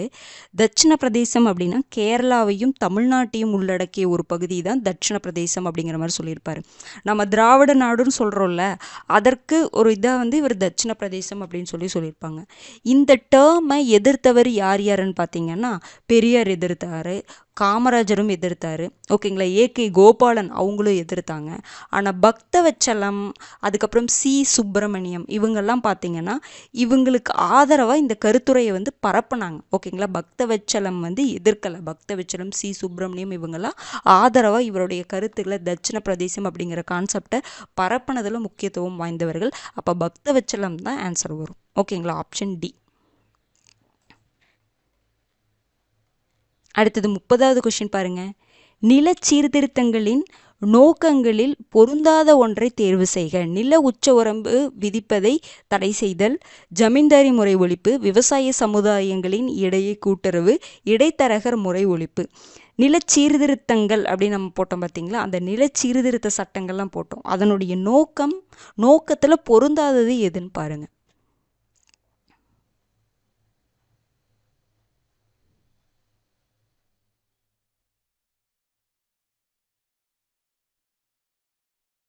ஆன்சர் பார்த்தலாங்களா?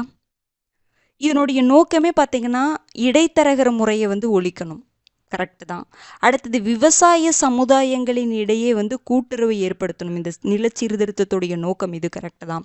அடுத்தது ஜமீன்தாரி முறையை ஒழிக்கணும். கரெக்டு தான். நில உச்சவரம்பு விதிப்பதை தடை செய்யணும்னு சொன்னாங்களா? கிடையாது. நில உச்சவரம்பு விதிக்கணும்னு சொன்னாங்க. ஓகேங்களா? ஒருத்தருக்கு இவ்வளோதான் நிலம் இருக்கணும், அதற்கு மேலே இருந்துச்சுன்னா அதை வாங்கி இல்லாதவங்களுக்கு கொடுக்கறது. ஓகேங்களா, அதுதான் கான்செப்டே. அதை பூமி தான இயக்கம்னு கூட அதை சொல்லுவாங்க. ஓகேங்களா, அதுக்காக வந்து அதை கொண்டு வந்திருப்பாங்க அந்த பூமி தான இயக்கத்தை. அப்போ நில உச்சவரம்பு விதிக்கணும் கண்டிப்பாக. அப்படிங்க விதிப்பதை தடை செய்தல்னு கொடுத்துருக்கேன். அப்போ இதுதான் உங்களுக்கு என்னதுங்க பொருந்தாதது. அப்போ ஆப்ஷன் ஏ. அடுத்தது 31வது கேள்வி பாருங்க. என்சிடிஆர்சி என்பதன் விரிவாக்கம் என்ன? National commission for consumer disputes recovery, national consumer disputes redressal commission, nodal for consumer dependent recovery commission, nodal commission for consumer disputes redressal. இதில் வந்து எது சரின்ட்டு பாருங்க.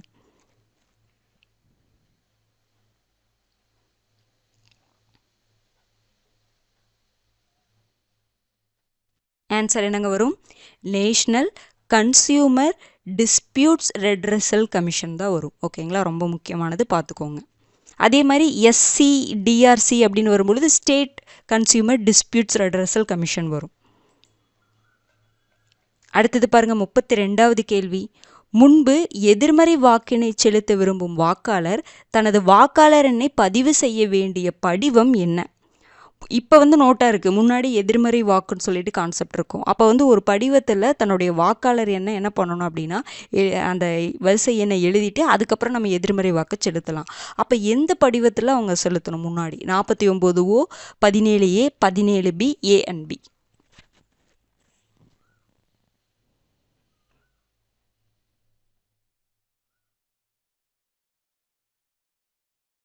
ஆன்சர் என்னங்க வரும்? எதிர்மறை வாக்கினை செலுத்தணும் அப்படின்னா முன்னாடி அவங்க எந்த படிவத்தில் தன்னுடைய வாக்காளர் எண்ணை பதிவு செய்யணும் அப்படின்னு பார்த்தீங்கன்னா 17A அப்படிங்கிற படிவத்தில் தான். 49O அப்படின்னு பார்த்தீங்கன்னா அது என்ன சொல்லுது அப்படின்னா தேர்தல் நடத்தை விதிகள் 1961 கொண்டு வந்திருப்பாங்க. அதில் இந்த 49வது O பிரிவு தான் வந்து பார்த்தீங்கன்னா இந்த எதிர்மறை வாக்கை பற்றி சொல்லியிருக்கும். புரிஞ்ச? எதிர்மறை வாக்கை பற்றி சொன்னது தான் இது. 1961 தேர்தல் நடத்தை விதிகளில் பிரிவு 49O. இது வந்து 17A வந்து படிவம். இது ரெண்டையும் கன்ஃபியூஸ் பண்ணிக்காதீங்க. ஓகேங்களா, அடுத்தது பாருங்க 33வது கொஷின். பின்வரும் கூற்றுகளில் சரியானவற்றை காண்க. 1944 பெரியார் திராவிட நாடு மாநாட்டினை நடத்தி திராவிட நாடு கோரிக்கையை முன்வைத்தார். 1802 ஹேஸ்டிங்ஸ் பிரபு சென்னை மாகாணத்தை உருவாக்கினார். இதில் வந்து எது சரின்னு பாருங்க.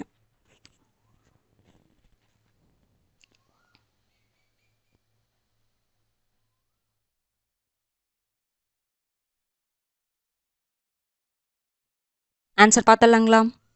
பெரியார் வந்து திராவிட மாநாட்டினை நடத்தி திராவிட நாடு கோரிக்கையை முன்வைத்தது எப்போங்க? 1939. இதில் இங்கே தான் பார்க்குறோம், பார்த்துக்கோங்க. 1944 அந்த சேலம் மாநாடு. நீதி கட்சி வந்து திராவிடர் கழகம்னு பெயர் மாற்றப்பட்ட மாநாடு. 1939 தான் திராவிட மாநாடு நடத்தி அது திராவிட நாடு கோரிக்கையை முன்வைக்கிறாரு 1939. அப்போ இது தவறு. 1802 உங்களுக்கு சென்னை மாகாணம் உருவாக்கப்பட்டது. யாருனால உருவாக்கப்பட்டிருக்கும்? வெல்லஸ்லி பிரபுவால் உருவாக்கப்பட்டிருக்கும். ஹேஸ்டிங்ஸ் பிரபு கிடையாது. அப்போ இது தவறு. அப்போ ஆப்ஷன் பி இரண்டுமே தவறு. அடுத்தது பாருங்க 34வது கொஷின். ஊரக வளர்ச்சி திட்டத்தின் மூலம் தேசிய பால்வளம் மேம்பாட்டு வாரியம் எப்போது தொடங்கப்பட்டது? 1950, 1970, 1960, 1972.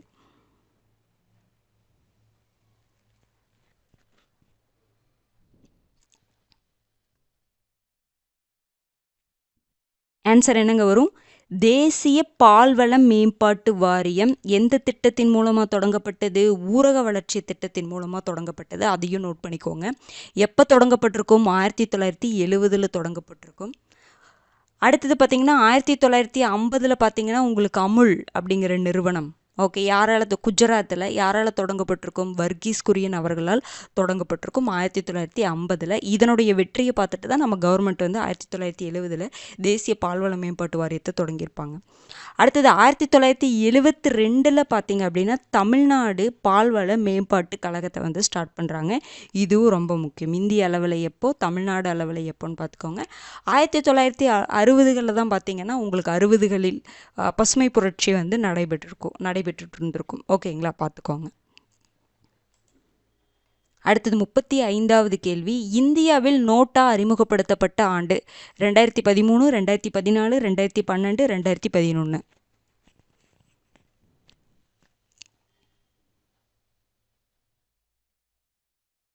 ஆன்சர் என்னங்க வரும்? இந்தியாவில் நோட்டை எப்போ அறிமுகப்படுத்தப்பட்டதுன்னா 2013லேயே வந்து மாநில சட்டசபை தேர்தல்கள் அங்கங்கே நடந்திருக்கும். அப்போவே வந்து அறிமுகப்படுத்தியிருப்பாங்க 2013லேயே. ஆனால் இப்போ கொஷின் வந்து உங்களை வந்து இந்தியாவில் எந்த பொது தேர்தலில் நோட்டா அறிமுகப்படுத்தப்பட்டதுன்னு கேட்டால் 2014. ஏன்னா 2014 தான் லோக்சபா எலெக்ஷன் நடந்திருக்கும்.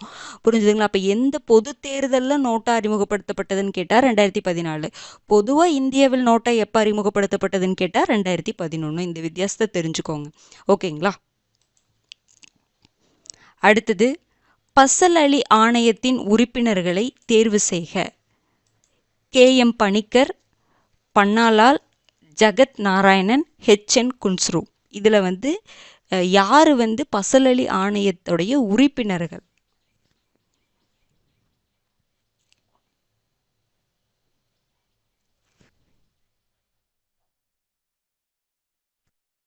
பசல் அலி ஆணையத்துடைய உறுப்பினர்கள் யாருங்க வருவாங்க? KM பணிக்கரும் HN குன்ஸ்ரு வருவாங்க. 1, 4 தான். ஆப்ஷன் பி தான் கரெக்டு.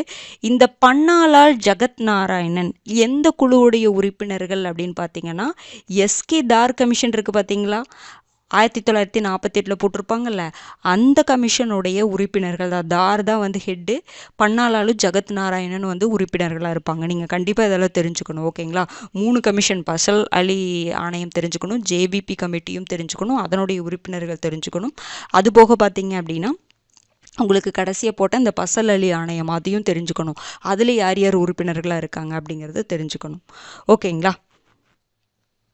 அப்போ ஆப்ஷன் என்னதுங்க? 1, 4 தான் உங்களுக்கு அவங்க தான் உறுப்பினர்களாக வராங்க. அடுத்தது 37வது கேள்வி, கூற்று. 1966 வெண்மை புரட்சியை நாடு முழுவதும் டாக்டர் வர்கீஸ் குரியன் தொடங்கி வைத்தார். காரணம், வெண்மை புரட்சியின் தந்தை என டாக்டர் வர்கீஸ் குரியன் அழைக்கப்படுகிறார்.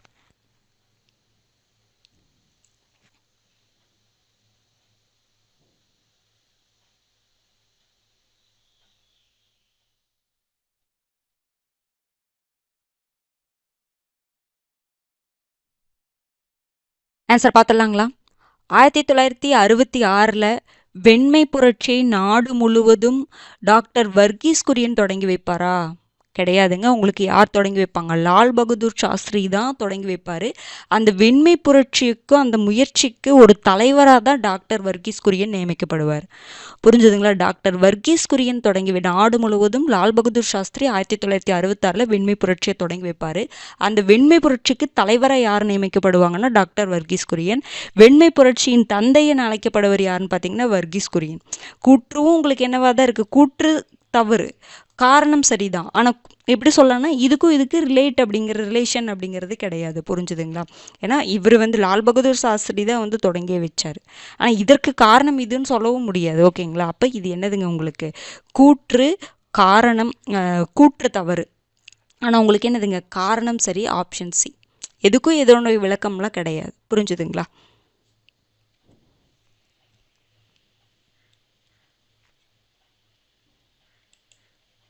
அடுத்து 38வது கேள்வி பாருங்க.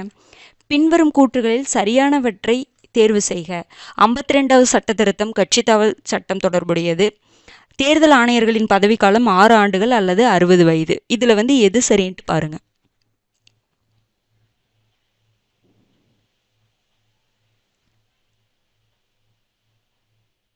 ஆன்சர் பார்த்தலாங்களா? 52வது சட்ட திருத்தம் கட்சி தாவல் தடை சட்டம் தொடர்புடையதா? கரெக்டு. 1985. ஓகேங்களா? இது கரெக்டு தான். தேர்தல் ஆணையர்களுடைய பதவி காலம் எப்போங்க? 6 ஆண்டுகள் அல்லது எத்தனை வயது? 60 வயது கிடையாது, 65 வயது. அப்போ இது தவறு. நமக்கு என்னதுங்க? அப்போ 1 மட்டும்தான் சரி. Option C. அடுத்தது 39வது கேள்வி பாருங்க. இந்தியாவில் பசுமை புரட்சிக்கு முன்பு ஏற்பட்ட வேளாண் பற்றாக்குறைக்கு காரணங்கள் அல்லாத ஒன்றை தேர்வு செய்க. பசுமை புரட்சி ஏற்படுவதற்கு முன்னாடி நமக்கு வேளாண்மை பொருட்கள் பற்றாக்குறை இருந்துச்சு. அதற்கு காரணங்கள் இல்லாதது எதுன்னு பாருங்க. பாரம்பரிய விவசாய முறை, இந்தியா ஒரு பருவமழை சார்ந்த நாடு, நீண்ட நாள் சாகுபடி முறை, அனைத்தும் சரி. அனைத்தும் காரணங்களா அப்படின்னு சொல்கிற மாதிரி.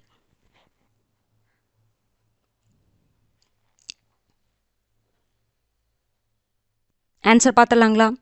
வேளாண் பற்றாக்குறைக்கு காரணங்கள் அப்படின்னு பார்த்தீங்கன்னா, நம்ம வந்து பாரம்பரிய விவசாய முறையை பின்பற்றிட்டு இருந்தோம். அது ஒரு காரணம். வேளாண் துறையில் அந்த வேளாண் பொருட்களுக்கான பற்றாக்குறைக்கு ஒருவித காரணம் நம்ம பாரம்பரிய விவசாய முறையை பின்பற்றிட்டு இருந்தது ஒரு காரணம். அதுக்கப்புறம் இந்தியா வந்து ஒரு பருவமழை சார்ந்த நாடு. அப்படின்னா என்ன அர்த்தம்? பருவமழை நம்பி தான் விளைச்சல்லாம் இருக்கும். ஓகேங்களா? நம்ம பருவமழை நம்பி தான் இருப்போம். அப்போ மழை பெய்து போச்சுன்னா நமக்கு வந்து என்ன கிடையாது, விளைச்சல் இருக்காது. ஓகேங்களா? அப்போ அதனாலையும் வேளாண் பற்றாக்குறை ஏற்பட்டது. அப்போ இது கரெக்டு தான். அடுத்தது நீண்ட நாள் சாகுபடி முறை. நம்ம வந்து ஒரு பயிர் அப்படின்னா ஒரு நீண்ட நாள் சாகுபடி முறையை தான் பின்பற்றிட்டு இருந்தோம். அப்போ அதனால் ஒரு விளைச்சல் கிடைக்கிறதுக்கு நம்ம ரொம்ப நாள் வந்து வெயிட் பண்ண வேண்டிய நிலைமை ஏற்பட்டுச்சு. அதனால் வேளாண் பற்றாக்குறை ஏற்பட்டுச்சு. புரிஞ்சிச்சுங்களா? அப்போ என்ன சொல்லலாம்னா இதுவும் காரணம்தான். எல்லாமே வந்து வேளாண் பற்றாக்குறைக்கு காரணங்கள் தான். அனைத்தும் சரி. ஓகேங்களா? அப்போ ஆப்ஷன் என்னதுங்க? டி தான். எல்லாமே கரெக்டு தான். எதுவுமே காரணம் இல்லைன்னு சொல்ல முடியாது. அடுத்தது பாருங்க, 41வது கேள்வி. தேசிய நுகர்வோர் குறைதீர் நீதிமன்றம் எப்போது அமைக்கப்பட்டது? 1988, 1986, 1955, 2019.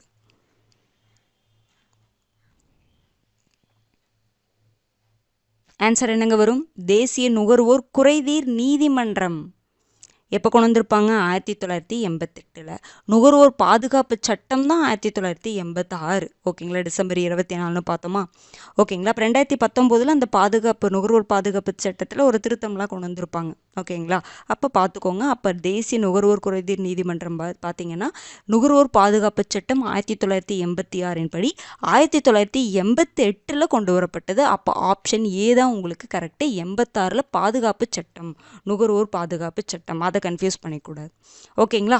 அடுத்தது 42வது கேள்வி. மக்களவைக்கும் மாநில சட்டப்பேரவைகளுக்கும் வயது வந்தோர் வாக்குரிமையின் அடிப்படையில் தேர்தல்கள் நடத்தப்பட வேண்டும் என விளக்கும் இந்திய அரசியலமைப்பு சட்டப்பிரிவு எது?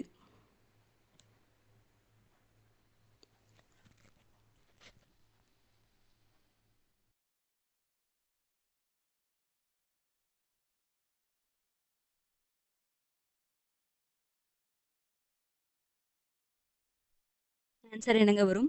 மக்களவைக்கும் மாநில சட்டப்பேரவைகளுக்கும் வயது வந்தோர் வாக்குரிமையின் அடிப்படையில் தேர்தல்கள் நடத்தப்பட வேண்டும் அப்படின்னு சொல்லக்கூடிய ஆர்டிக்கல் பார்த்தீங்கன்னா 326. அடுத்தது 324 பார்த்தீங்கன்னா உங்களுக்கு தேர்தலை பற்றி சொல்லக்கூடிய ஆர்டிக்கலே எவ்வளோங்க? 324 டு 29 பிரிவு. பகுதி பார்த்தீங்கன்னா உங்களுக்கு 15. ஆர்டிக்கல் வந்து 324 டு 29. 324 என்ன சொல்லும்? தேர்தல் ஆணையம் நிறுவப்பட வேண்டும் அப்படின்னு சொல்லியிருக்கோம். அடுத்தது பார்த்தீங்க அப்படின்னா உங்களுக்கு 325 என்ன சொல்லியிருக்கும்? இந்த ஓட் போடுறதுக்கு. ஓகேங்களா? இந்த சாதி ரீதியாவோ மத ரீதியாவோ பாலின ரீதியாவோ யார் வேணாலும் என்ன பண்ணலாம்? ஓட் போடலாம். ஓகேங்களா? இந்த ரீதியாக யாரையுமே வந்து பிரித்து பார்க்கக்கூடாது. இவங்க இந்த இனம் அப்படிங்கிறக்காட்டி ஓட்டு போடக்கூடாது அப்படிங்கிற மாதிரி கண்டிஷனில் கிடையாது. எல்லாருமே ஓட்டு போடலாம் அப்படின்னு சொல்லக்கூடியது தான் 325. ஓகேங்களா? இந்த வேறுபாடு இருக்காது. அதை தான் சொல்கிறது 325. 327 பார்த்தீங்க அப்படின்னா இப்போ தேர்தல் சம்பந்தமான ஒரு ஏதாவது சட்டங்கள் இயற்றணும் அப்படின்னா பாராளுமன்றத்துக்கு அதிகாரம் அளிக்கக்கூடியது தான் இந்த 327. புரிஞ்சுதுங்களா? அப்போ வயது வந்தோர் வாக்குரிமையின் அடிப்படையில் தேர்தல் நடத்தப்பட வேண்டும் சொல்கிறது 326. ஓகேங்களா?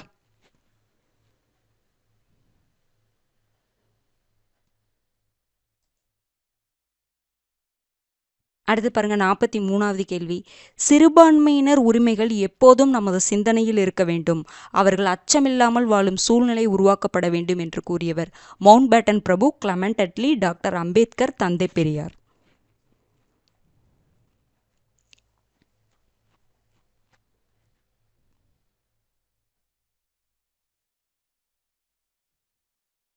ஆன்சர் என்னங்க வரும்? கிளமெண்ட் அட்லி ஆப்ஷன் பி வரும். இப்போ பார்த்தீங்கன்னா 1946 மார்ச் 15 பொது சபையில் வந்து கிளமெண்ட் அட்லி வந்து நாங்கள் இந்தியாவுக்கு சுதந்திரம் கொடுக்க போகிறோம் அப்படின்னு சொல்லி அறிவித்ததுக்கப்புறம் அதை பற்றி இந்தியாவை பற்றி சொல்லியிருப்பார். ஓகேங்களா. இந்தியாவுக்கு வந்து சுதந்திரம் கிடைச்சதுக்கப்புறம் சிறுபான்மைகளுடைய உரிமைகளை வந்து பாதுகாக்கிறது அப்படிங்கிறது ரொம்ப கஷ்டம் அப்படிங்கிற மாதிரி சொல்லியிருப்பார். ஓகேங்களா. அதை வந்து அவங்க தான் பார்த்துக்கணும் அப்படிங்கிற மாதிரி சில இதெல்லாம் சொல்லியிருப்பாங்க. அதில் தான் இவர் என்ன சொல்லியிருப்பார்னா, சிறுபான்மையினர் உரிமைகள் எப்போதும் நமது சிந்தனையில் இருக்கணும், கண்டிப்பாக அவர்கள் அச்சமில்லாமல் வாழும் சூழ்நிலையை உருவாக்கணும் அப்படின்னு சொல்லிட்டு ஒரு அட்வைஸ் மாதிரி பண்ணியிருப்பார். ஏன்னா அவங்களுக்கு விடுதலை கிடைச்சிச்சுன்னா அவங்க தான் என்ன பண்ண போகிறாங்க, இந்தியா தான் வந்து என்ன பண்ண போகிறாங்கன்னா அவங்களுக்கான சட்டத்தை அவங்க தான் இயற்றிக்கொள்ள போகிறாங்க. அப்போ அந்த இடத்துல இந்த சிறுபான்மையினர் பிரச்சனை, ஏன்னா இந்தியா அப்படிங்கிறது எல்லா இனங்களும் இருக்கக்கூடிய ஒரு பகுதி. அப்போ அந்த இடத்துல இதை சமாளிக்கிறது ரொம்ப கஷ்டமான ஒரு பார்ட்டு, அது இந்தியா தான் சமாளிச்சாகணும் அப்படின்னு சொல்லிட்டு அட்வைஸ் பண்ணியிருப்பார் இது. ஓகேங்களா. யார் சொல்லியிருப்பாங்கன்னா கிளமெண்ட் அட்லி. ரொம்ப முக்கியமானது, பார்த்துக்கோங்க. அடுத்தது 44வது கொஸ்டின் பாருங்க. பின்வரும் கூற்றுகளில் சரியானவற்றை காண்க. தேசிய பால் தினம் ஜூன் 1 கொண்டாடப்படுகிறது. உலக பால் தினம் நவம்பர் 26 கொண்டாடப்படுகிறது. இதில் எது சரின்ட்டு பாருங்க.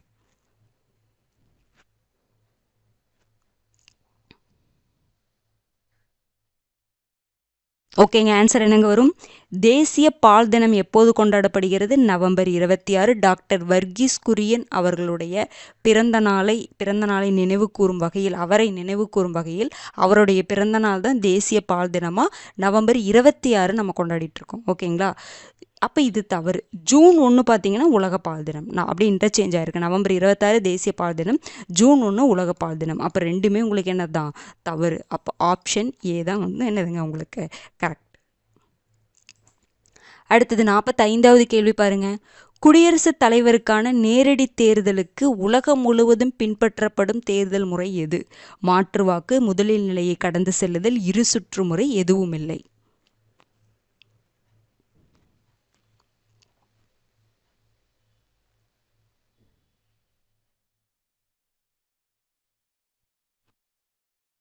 ஆன்சர் என்னங்க வரும்?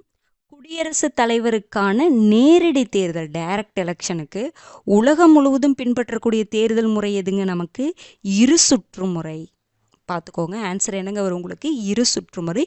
இந்த முறையில் இருக்குது பார்த்தீங்களா, தேர்தல் முறை வித்தியாசம், அந்த இரு சுற்று முறை, முன்னுரிமை வாக்கு, தொகுதி வாக்கு, அது எல்லாத்தையும் ஒரு டைம் லைட்டாக அப்படி என்ன சொல்ல வந்திருக்காங்க அங்கே முக்கியமான ஒரு 2-3 பாயிண்ட் எழுதி வச்சுக்கோங்க, அதுவே போதுமானது.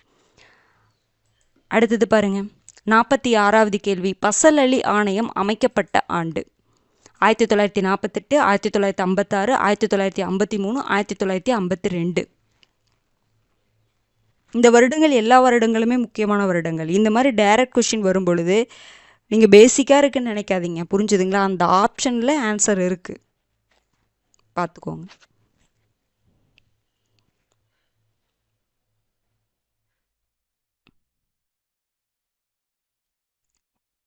பசல் அலி ஆணையம் எப்போங்க அமைக்கப்பட்டுச்சு? 1953.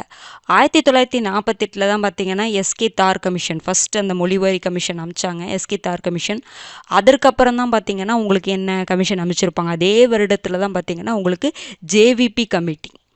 ஜேவிபி கமிட்டியில் யார் யார் மெம்பர்ஸு? ஜவஹர்லால் நேரு, வல்லபாய் பட்டேல், அடுத்தது பார்த்தீங்கன்னா பட்டாபி சீதாராமையா. ஓகேங்களா. இவங்கெல்லாம் தான் மெம்பர்ஸாக இருப்பாங்க. ரெண்டுமே 1948 தான். புரிஞ்சுதுங்களா? 1956ங்கிறது என்னங்க? மாநில மறுசீரமைப்பு சட்டம், மறந்துடாதீங்க. 1952 உங்களுக்கு அந்த எலெக்ஷன் பீரியட், இந்தியாவுடைய பொது தேர்தல் 1951 to 52. அதே மாதிரி 1953 தான் பசல் அலி ஆணையம் அமைச்சிருப்பாங்களா. உங்களுக்கு இதற்கு முன்னாடியே வந்து பார்த்தீங்கன்னா, ஏன்னா இந்த எஸ்கே தார் கமிஷனும் சரி, ஜேவிபி கமிட்டியும் சரி, இந்த மொழிவாரி மாநிலம் அப்படிங்கிற கான்செப்ட் வந்து ஒத்துருந்துருக்க மாட்டாங்க. அதுக்கப்புறம் தான் பொட்டி ஸ்ரீராமுலு அவர்கள் வந்து போராடி வந்து ஆந்திர மாநிலம் தனியாக உருவாகணும்னு சொல்லிட்டு கேட்டிருப்பாங்க, இறந்துருப்பாரு. அதுக்கப்புறம் தான் பார்த்தீங்கன்னா உங்களுக்கு ஆந்திரா வந்து 1953 உருவாக்கப்பட்டிருக்கும். ஆந்திர மாநிலம் தனி மாநிலமாக உருவாக்கப்பட்டோன்னே எல்லாருமே கேட்க ஆரம்பிச்சிட்டோம். அதனால தான் வந்து மறுபடியும் பசல் அலி ஆணையம் போட்டாங்க. அந்த ஆந்திரா மாநிலம் உருவாக்கப்பட்ட அதே ஆண்டு என்ன பண்ணியிருப்பாங்க? பசல் அலி ஆணையத்தை போட்டிருப்பாங்க, 1953. ஓகேங்களா.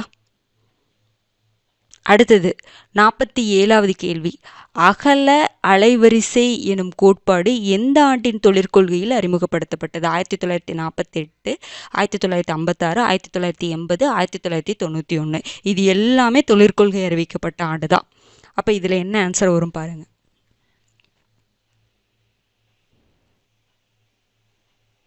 ஆன்சர் என்னங்க வரும்? அகல அலைவரிசை அப்படிங்கிற கோட்பாடு எந்த ஆண்டுடைய தொழிற்கொள்கையில் அறிவிக்கப்பட்டது அப்படின்னு பார்த்தீங்கன்னா 1909. இதன் மூலமாக என்ன பண்ணலாம் அப்படின்னா, உற்பத்தியாளர்கள் தன்னுடைய சந்தைக்கு தேவையானதை அவங்களோட விருப்பத்திற்கேற்ப என்ன பண்ணிக்கலாம் அப்படின்னா, ஒரு நெகிழ்வுத்தன்மையோட உற்பத்தி பண்ணிக்கலாம். இவங்களோட கண்டிஷன் இவ்வளோக்கு மேலே உற்பத்தி பண்ணக்கூடாது அப்படிங்கிற மாதிரி கண்டிஷன்லாம் கிடையாது. யாருக்கிட்டையாவது பெர்மிஷன் வாங்கணுமா அப்படிங்கிற மாதிரி கண்டிஷன்லாம் கிடையாது.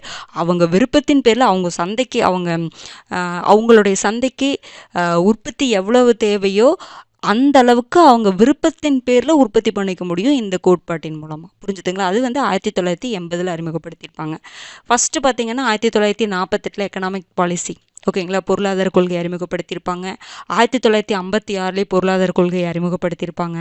1991 அறிமுகப்படுத்தினது ரொம்ப முக்கியம், எல்பிஜி, ஓகேங்களா, லிபரலைசேஷன், ப்ரைவேட்டைசேஷன், குளோபலைசேஷன் அப்படிங்கிற கான்செப்ட் கொண்டு வரப்பட்ட தொழிற்கொள்கை இதுதான். ஓகேங்களா, தாராளமயமாதல், தனியார் மயமாதல், உலகமயமாதல் அப்படிங்கிற கான்செப்ட். ஓகேங்களா, 1991. அப்போ இதற்கான ஆன்சர் என்னங்க? 1980 தான் அகல அலைவரிசை எனும் கோட்பாடு அறிமுகப்படுத்தப்பட்டது. ஓகேங்களா. அடுத்தது, பின்வரும் இணைகளில் தவறானவற்றை காண்க. முதல் வரையறை சட்டம் 1952, 4வது வரையறை சட்டம் 2002, 2வது வரையறை சட்டம் 1973. இதில் எது தவறுன்ட்டு பாருங்க.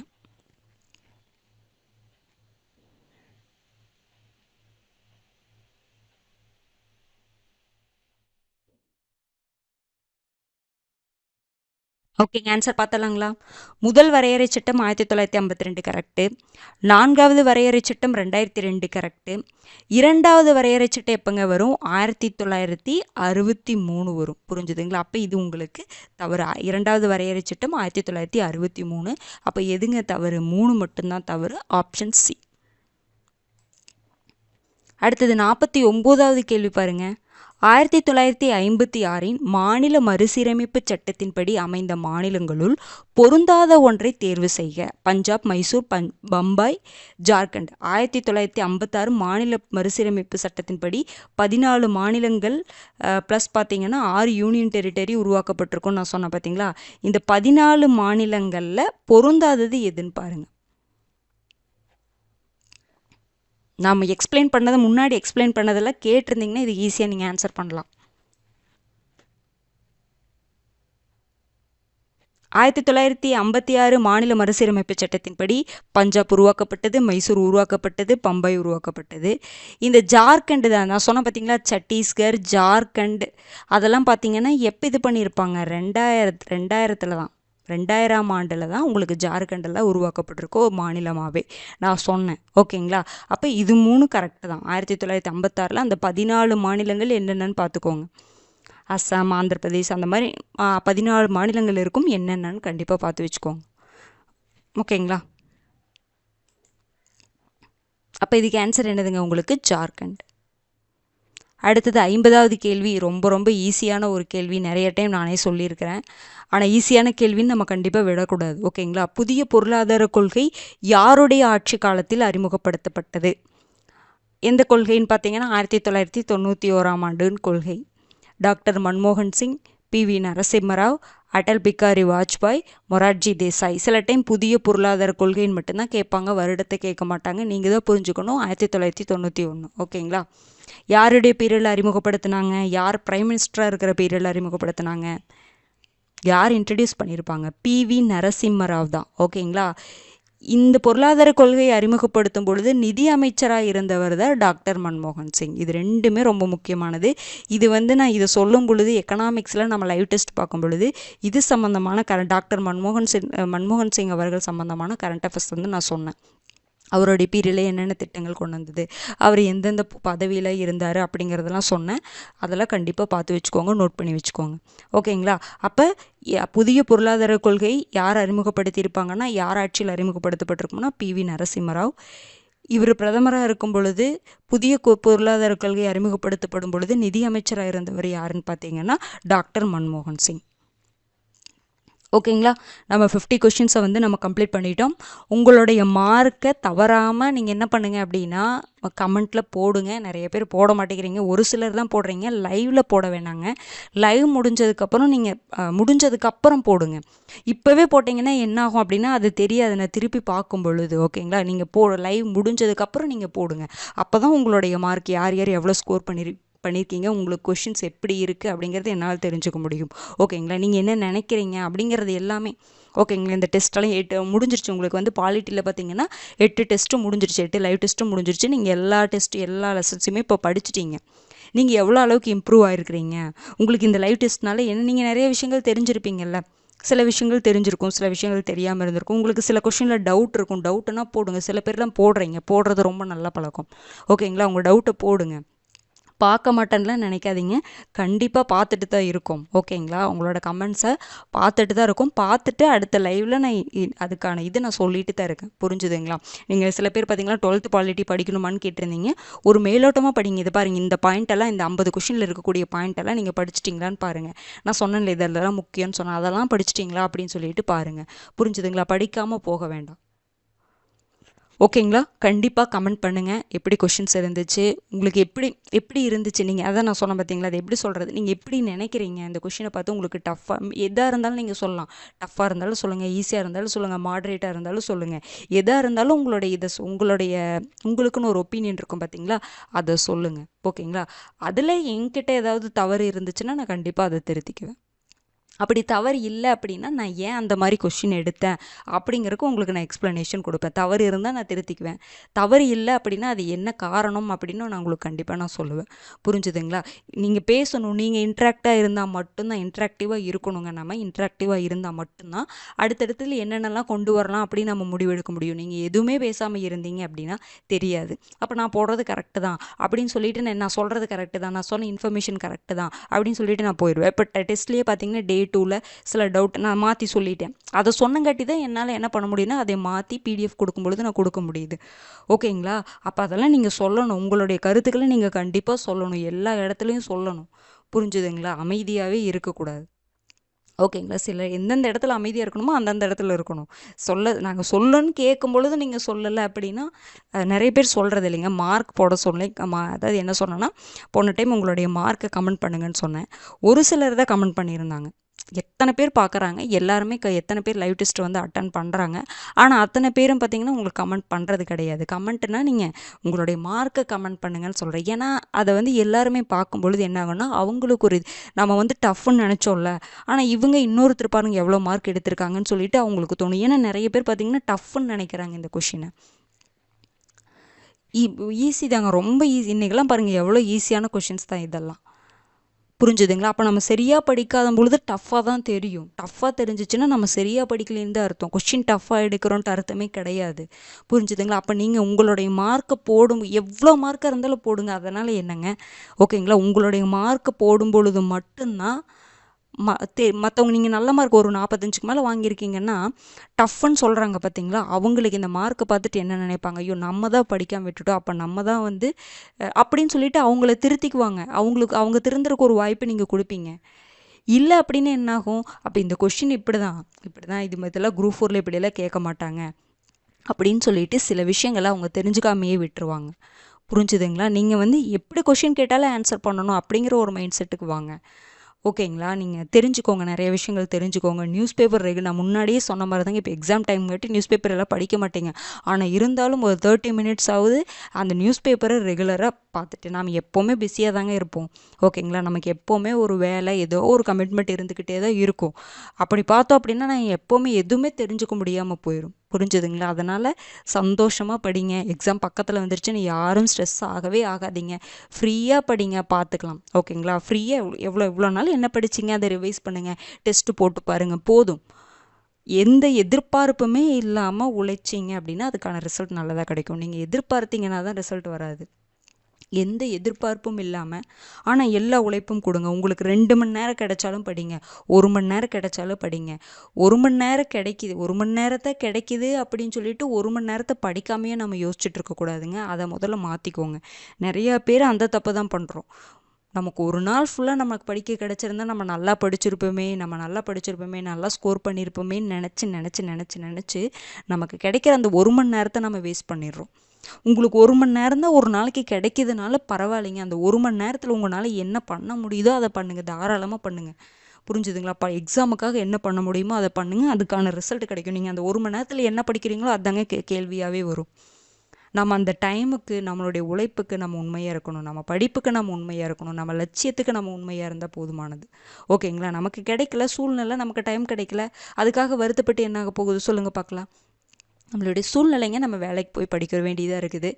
என்ன பண்ண முடியும் சொல்லுங்கள் பார்க்கலாம்? நம்ம ஃபேமிலி நம்ம பார்த்து தான் ஆகணும். நம்மளை தவிர நம்ம ஃபேமிலி வேறு யாரையும் பார்க்க முடியாது. அப்படிங்கும்போது நம்ம பார்த்து தானே ஆகணும். சரி பரவாயில்ல, அதையும் நான் பார்த்துட்டு நான் 1 மணி நேரம் எனக்கு கிடைக்கக்கூடிய டைமில் நான் படிக்கிறேன் அப்படின்னு சொல்லிட்டு நீங்கள் படிங்க. ஃப்ரீயாக எடுத்துக்கோங்க. அதை ஸ்ட்ரெஸ்ஸாக எடுத்துக்கிட்டிங்கன்னா கிடைக்கக்கூடிய அந்த 1 மணி நேரத்தை கூட நீங்கள் வீண் பண்ணிடுவீங்க. ஓகேங்களா? அதனால் நீங்கள் படிக்கிறது தாங்க வரும். உங்களுக்கு டைமே சுத்தமாக இல்லையா, ஒரு அரை மணி நேரம் தான் கிடைக்குதா, நீங்கள் அரை மணி நேரத்தில் என்ன படிக்கிறீங்களோ அது தாங்க வரும், கண்டிப்பாக வரும். அப்படின்னு நீங்கள் நல்லதாக நினச்சி படிங்க, கண்டிப்பாக நல்லதே நடக்கும். ஓகேங்களா? அடுத்த வீடியோவில் சந்திக்கலாம். நன்றி.